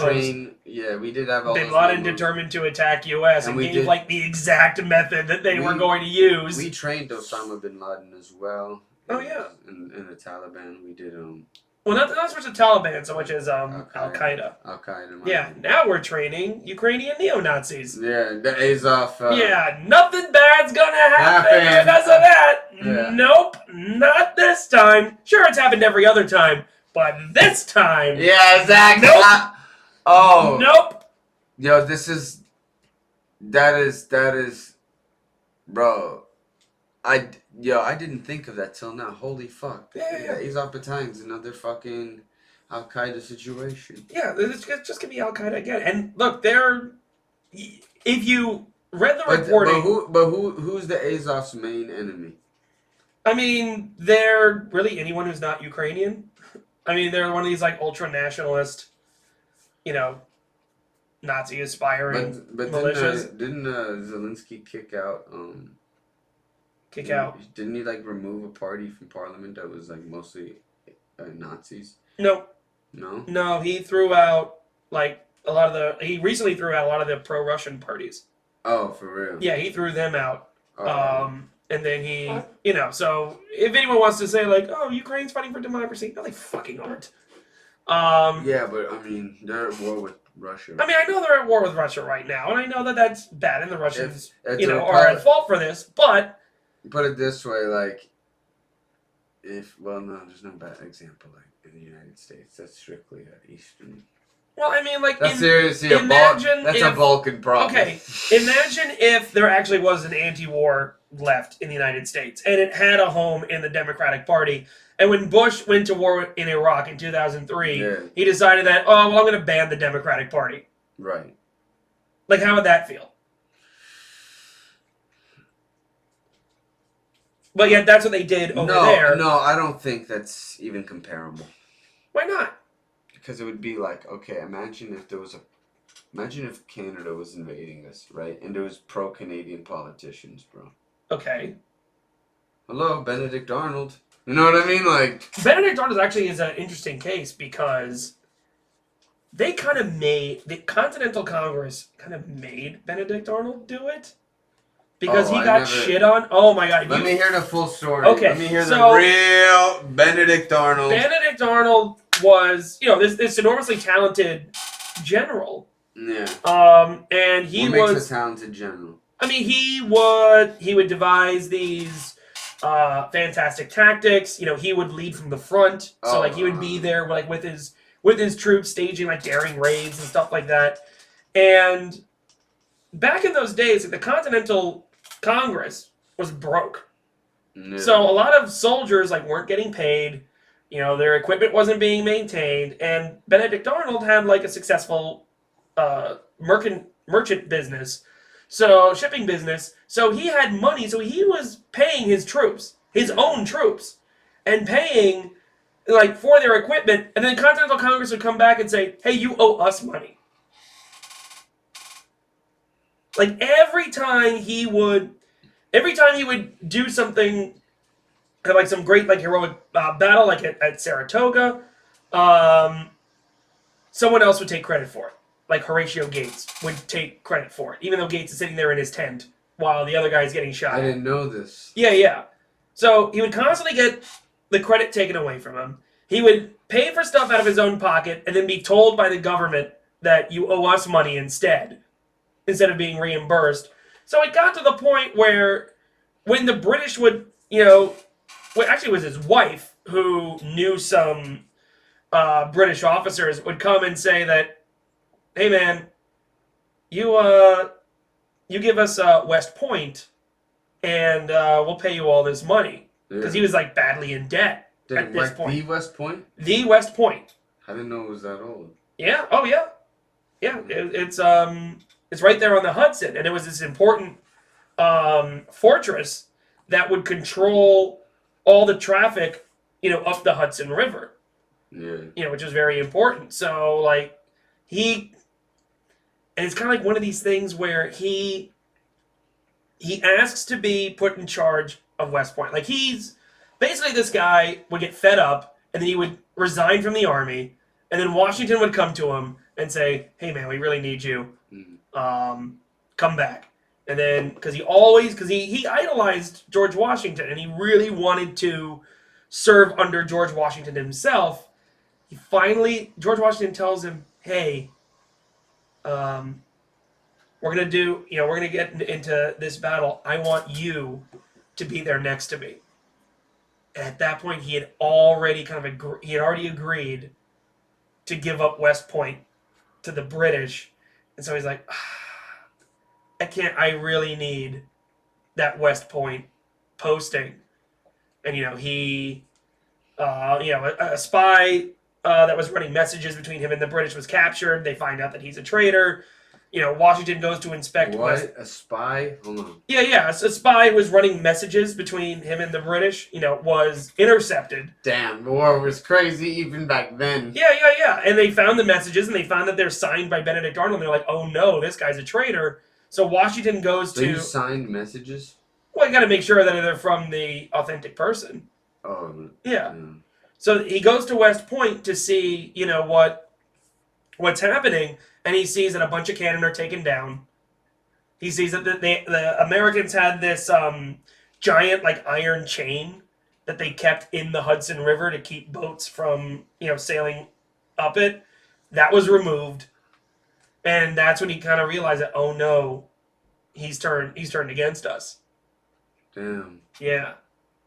And then in the end, he wasn't able to give West Point to the British.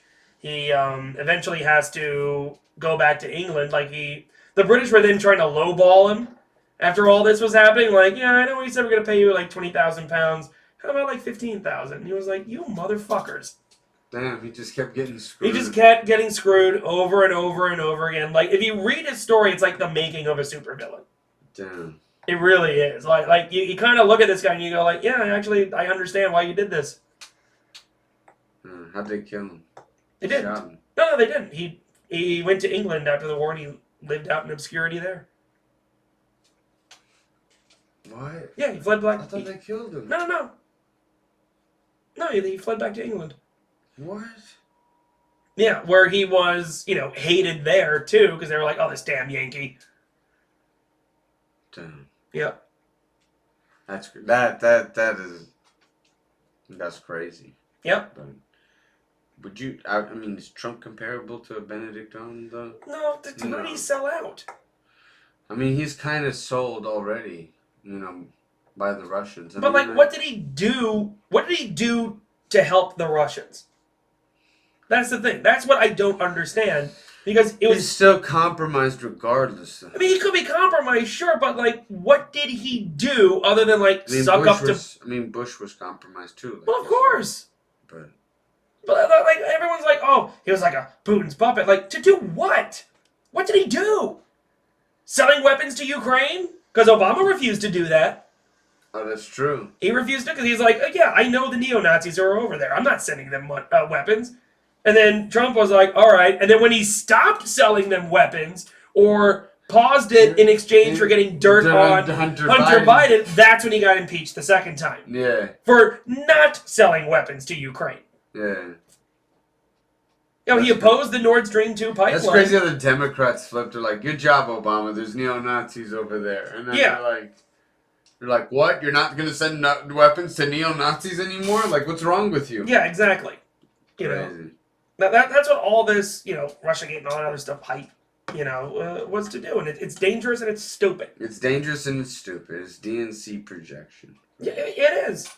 It really is. And the mainstream media goes along. From the DNC. Well, it's goofiness from the mainstream media as well. Mm-hmm. They're the ones who keep pushing it. No, I remember when it came to that particular moment when we were waiting. Remember MSNBC opinion pieces on MSNBC were rampant. Oh yeah. With especially Rachel Maddow. Oh god, she was the worst. The worst. But Chris Hayes wasn't excused from that nonsense either. No.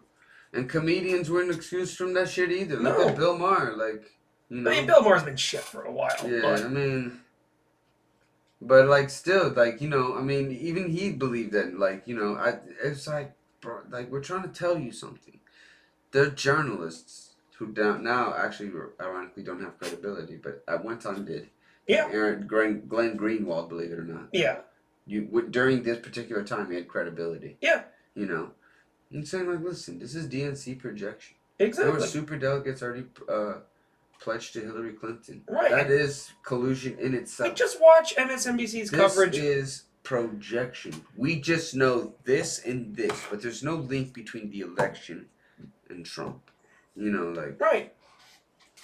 I remember that, but Trump is still far too compromised to hold off. Sure, he is. I mean, he was not a good president. No, I mean, no one here is saying that he was. You don't have money in any American bank. You can't get a loan from any American bank. Yeah. You know what I mean? That's compromised. That's compromised. He cannot hold office. No, he shouldn't. I mean, I look at the other scumbag Republicans, right? Yeah. And I'm like, all right, are they as bought and paid for as Trump everywhere, as Mr. Drain the Swamp? Yeah. You know what I mean? Who are the richest ones? Darrell Issa? Yeah, he's pretty wealthy. He's $700 million. Dan Crenshaw is very wealthy. Dan Crenshaw? Are these people, they can get loans from American banks. Yeah, I mean, sure. I mean, but do you want someone who is... That's the bare minimum. They're garbage pieces of shit they probably have money in offshore accounts. Of course they do. But if they show up to an American bank, they will. If they start a project in America, they will use an American bank, likely. Okay. Well, you know what?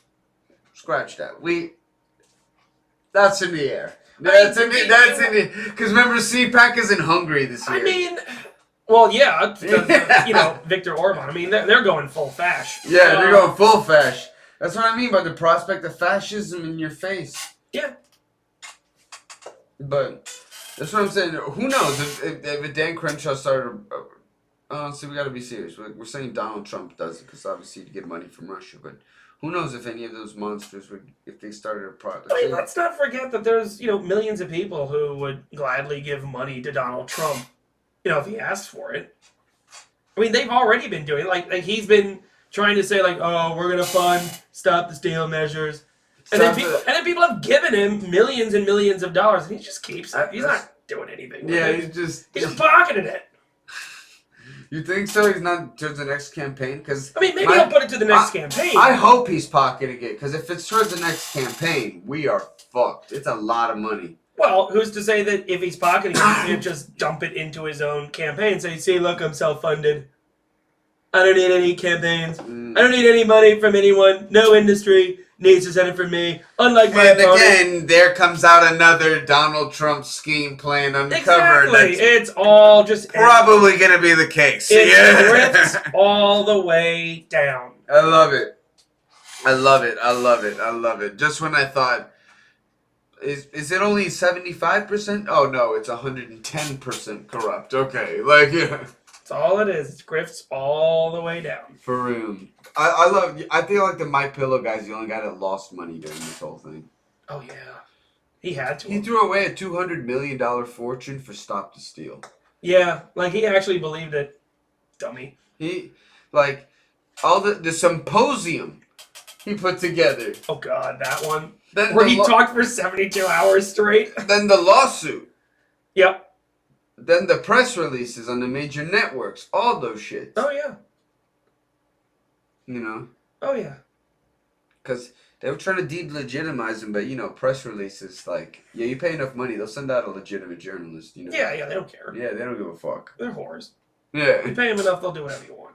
But he goes there and it's like, we're interviewing Mike Lindell. It's like, why are you going to interview this guy when you know you're going to walk away? And, they're not supposed to walk away, bro. Yeah. Especially when he's paying for the interview. Yeah.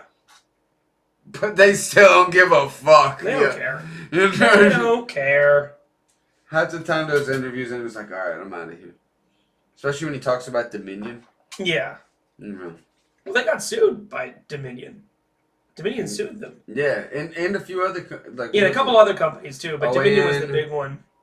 They sued OAN. Yeah, they sued. Yeah, they sued them, or at least they got a cease and desist against them. But I know that they sued a lot of the Trump officials for claiming that what's the name of that Southern lady that which one? The one that argues against the Dominion. She's a representative. She's a lawyer. Sidney Powell. Sidney Powell. Yeah, they sued her too. Yeah, she's. Every time I've heard her speak, she just she's also a 50-50 walk-off interview. Oh yeah. Thank you, we're done. Yeah. Another one. That's not just with Trump. That's also with. I feel like the walk-off interview thing is a new thing that's coming though, with these people. I looked at this new representative in Arizona, or New Mexico. I think her name was Carrie Lake.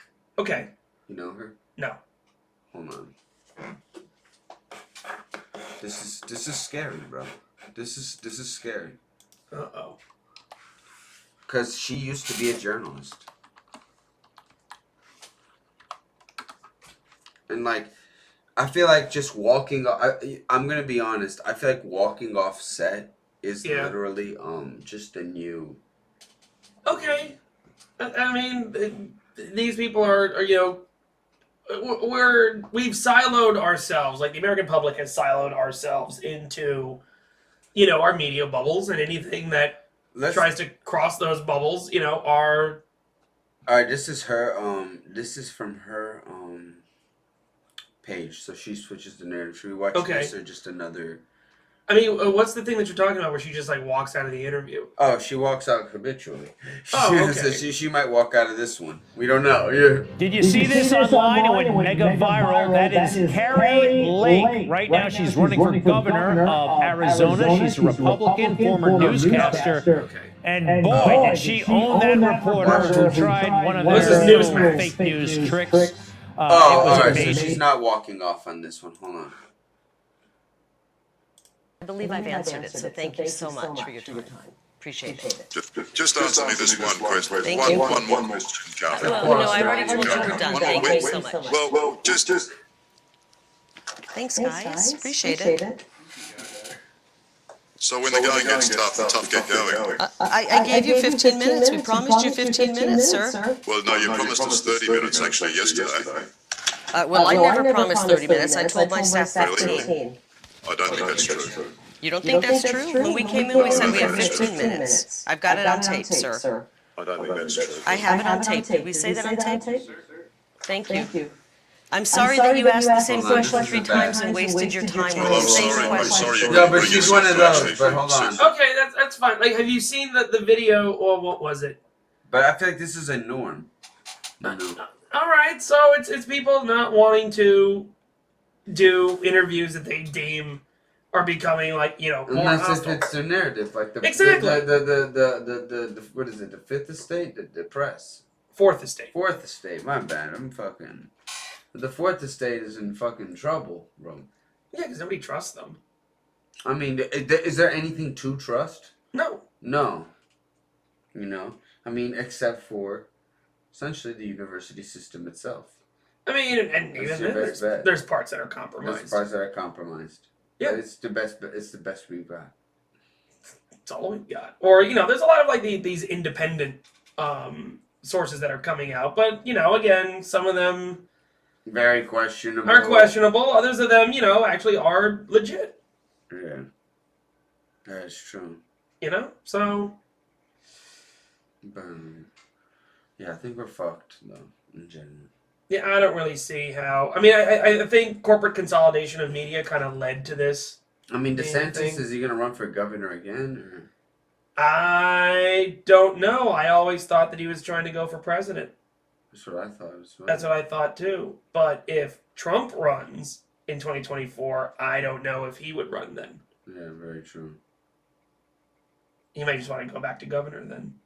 And then just hope that Trump will pick him for vice president. Vice president instead of Yeah. Pence. Yeah. Well, he's not going to pick Pence anymore. But do you think Ron DeSantis would sit there in a coup type situation? Ron DeSantis would sit there and just not certify the vote. Oh, I can see him not doing that. I could too. That's what's scary. Yeah, and that's the reason why Pence is not That's going to what's be scary. vice president if Trump runs, is because he wouldn't do that. And so Trump is like, forget him. Very true. Now, what happens to Pence? He runs against Trump, or No, I think he's got like a... Pence has no charisma. He's done. His political career. He had like a radio show, if I remember correctly. Yeah, I think his political career is over. I think maybe he just goes back and does radio. Yeah, it's done. Yeah. Poor Mike Pence. Well, Fuck Mike Pence. fuck him. Yeah, fuck Mike. He's an asshole. Yeah, but I mean, look, when it's all said and done, though, yeah, I mean, we don't know what happens though after we lose 2020 these midterms, and then I mean, after the midterms, you lose the midterms, basically nothing's going to happen. okay, No legislation's getting passed. You may have... Okay, what may actually be a thing is fights about the debt ceiling. You'll have those, and then because Republicans are in charge, they can choose not to pass a budget, and then the U.S. doesn't have one, and then, there's a danger it starts defaulting on its debts, which can damage the credit rating, of the United States, which already has been damaged. yeah. We used to be a AAA country. We're not anymore. What are we now? We're like the next one down. It's like AA+. But it's... But, What is the worst rating possible? triple B. And who is that? Like, I mean, I'm sure there's... Anything that's like B or lower is considered junk. which is like, They're considered... They're what are known as junk bonds or junk debt. Basically, it's, hey, you can get a lot of money out of this. what, They what pay very... countries are like that, though? I mean, I'm sure most countries in the global south have some kind of like B rating. Like, I'll bet like Argentina probably has one because they've defaulted on their debts a lot. Yeah, like I bet. really poor countries. Yeah, like really poor, countries that are just saddled with IMF and World Bank debt and are never going to be able to get out. That's It wouldn't surprise me if some we would drop to what, a triple A, we would drop to like, double A. well, at first probably drop to AA. But the credit rating agency, I think was it Moody's or S&P, one of those two, said that, yeah, this idea that now they're fighting over whether they're going to pay their debts or not is something concerning, and so that's why they dropped the credit rate. Even though we didn't miss a payment, the idea that we might it was enough to drop us. So, alright. So that's bad. But yeah, that's very bad. Because what about fascism itself? What happens? I mean, what does Trump do when he gets back in? That's the thing. Like, I don't see Trump himself. It's the people around doing it. It's the people around him. So if he gets, the old Hitler Youth gang back together, then yeah, I could see things getting. And here's the thing. Here's the thing with fascism, though, is that things are going to get a lot worse for a lot of people, but then things are going to get better for certain people. For a select few people that are, say, Christian, white. Yeah, white, Christian, and those. But what would that look like? Like, oh, white and Christian, first in line. Like, well, no. You could see. Here's the thing: is that because it's too married into free market ideology, I don't think it's going to work. Like, one of the things that like, the Nazis did was, they appropriated Jewish businesses and homes and all that stuff, and then they gave them to Germans. Like, wherever they found them. It sounds very similar to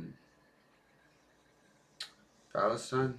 Yeah. Well, yeah. Ironically, yes. There was going on the West Bank. Yeah, but you saw that all throughout, like, where the Germans, conquered them. It happened in Austria, it happened in Poland, it happened in Ukraine. Where they would take Jewish homes and businesses, and then they would give them to some of the local populace. So, like, for example, the Canadian foreign minister's grandfather ran an anti-Semitic newspaper in Ukraine during World War II, and that newspaper was taken from, that used to be a Jewish-run newspaper.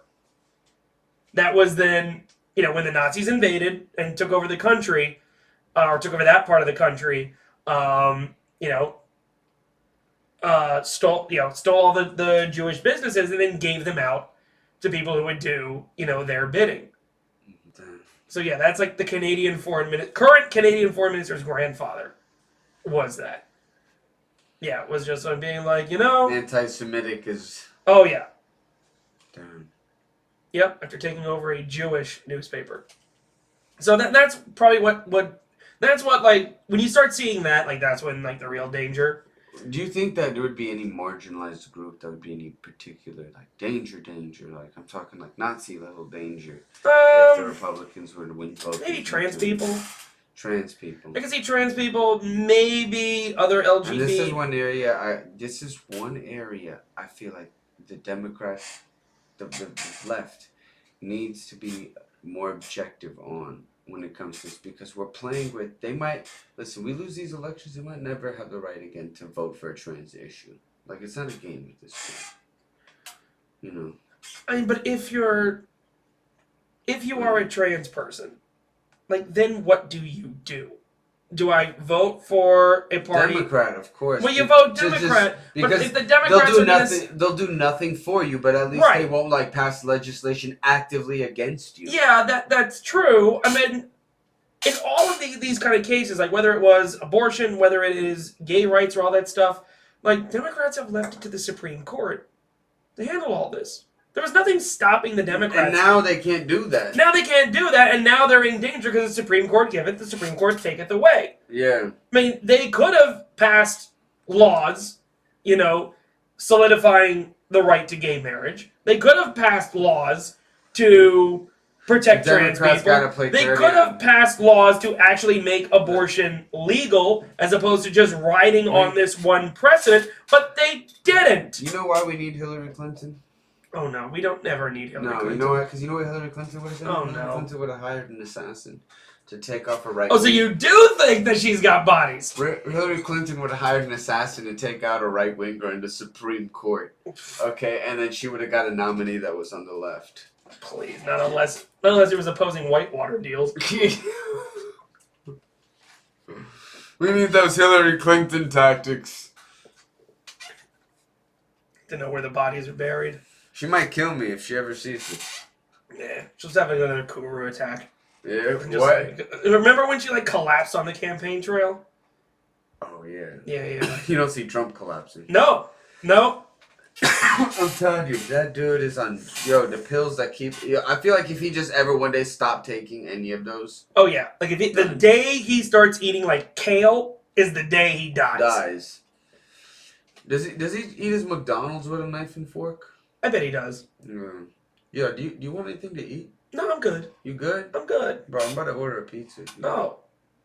Actually, yeah, I'll have some pizza. Alright, bet. Alright. Yeah, done. From Domino's? You good Yeah, that's with that? fine. Cool with that? Yeah. Bet. Yeah, that's fine. So, what other nuclear stuff did you want to ask me? Well, dude, I just really wanted to know, where our standing was in, Yeah, I don't think... If we're safer from the last time that we spoke, are we? I don't think anything has changed. My only concern is that with all the sanctions that we've put on Russia, Russian oligarchs, Russian politicians, and the Russian citizenry, there's no end to them. It's not as if the sanctions are worded in such a way that... well, probably wouldn't be good radio if we were talking about this order right now. But my concern is that it's not, we're sanctioning you until you stop the invasion. Or something. Or we're not sanctioning you until you stop the invasion and pay for damages. Or anything like that. They're just open-ended. It's you're just sanctioned until we feel like not sanctioning you anymore. So because they're so open-ended, and because there doesn't seem to be any kind of resolution to it all, that tells me, if I'm the Russians, if I'm going to be sanctioned no matter what, okay, then what's to stop me from just taking over the whole thing? And just using... And just being you know what? That's one thing too, but that's what I was about to ask. But what they're likely not to. I mean, the military is somewhat depleted. Yeah, it is. They've concentrated. It's not depleted, but they've concentrated their forces in the Donbas. They've stopped. But do you think they will be able to take Kyiv? I don't think so. I think if they'll take just another chunk of Ukraine. Yeah, they'll take the eastern part, the Donbas. They'll formally maybe force the Ukrainians to give up Crimea. They took this strip of land that connects the Donbas to Crimea. That's all along the Black Sea and the Sea of Azov. But they coast. sunk a ship. They did. I mean, they have these capabilities, but I mean, the longer the war goes on, the worse it's going to be because of just the disparity. The worse it's going to get for the Ukrainians because the Russians have plenty of missiles. They can just blow everything up. I mean, the Ukrainians are not. It's not Afghanistan, where let's face it, these people never lived in luxury. They're okay living with nothing. I don't think the Ukrainians are. Very, very true. I mean, damn. How do you think this ends when it's all said and done? I think it ends. I mean, I asked you this the last time, but do you think it's changed? No, I think in order to end it, I think Ukraine's gonna have to formally give up Crimea, give up the Donbas, give up that little strip of land that connects the two. And that's going to be... I think that's the only way that... What about the oligarchs? What about them? What if they stop Putin? I think if they wanted to stop Putin, they would have done so by now. I think Putin's not beholden to the oligarchs anymore. I think it's the other way What do around. you think what he's done to the economy? There would be an oligarch willing to plot against him. Well, I mean, but it's not him doing it to them. It's the West who's freezing and seizing their assets. But do you think he's able to persuade the oligarchs in believing that the West is against us? Oh, yeah, he already has. Oh, for real. So Oh, we yeah. don't have the oligarchs anymore as an Oh, option. no. The oligarchs. Well, especially when we start like So you're taking saying new the stuff. oligarchs are not an option? I don't think so. No. We're really fucked. And especially if Putin can go and say, Ukraine's got oligarchs too. We're really fucked. Then. Yeah. Yeah, I think that's the only way that this ends, and that's not going to end well for Zelensky, because if he signs a peace deal that gives up territory, the neo-Nazis and his security forces have already said we'll kill him. Zelensky? Oh yeah. And he's not willing to flee. Well, no, I mean he wants to stay and fight. I mean, and good for him, but he's stuck. He's stuck. He's stuck, and even worse. What if he fled to the United States? I think that may be the only thing. Like flee at least to Poland, or something like that, or Romania, or someplace like DC. that. Like, yeah, if he can get here, but I think he's stuck. Like he can't negotiate peace because part of the peace negotiations would be, okay, what about these sanctions? But he has no control over the sanctions. Mm. So what's he gonna do? How long do you see the fighting continuing? Our lifetime? Or? No, I don't think it's gonna be well, the U.S. is trying to make it an Afghanistan style thing, but whoa, what was that?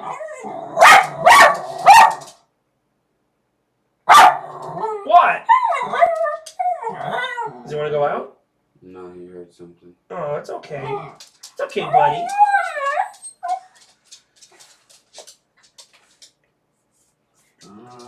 Yeah, I think if the Russians are able to consolidate everything in the Donbass and just lob a bunch of missiles toward the Ukrainians, I think that's pretty much where it's going to end. And then so they may be actually like at. Yeah. So I think they may be like still at war, but I don't think it's going to be like major fighting.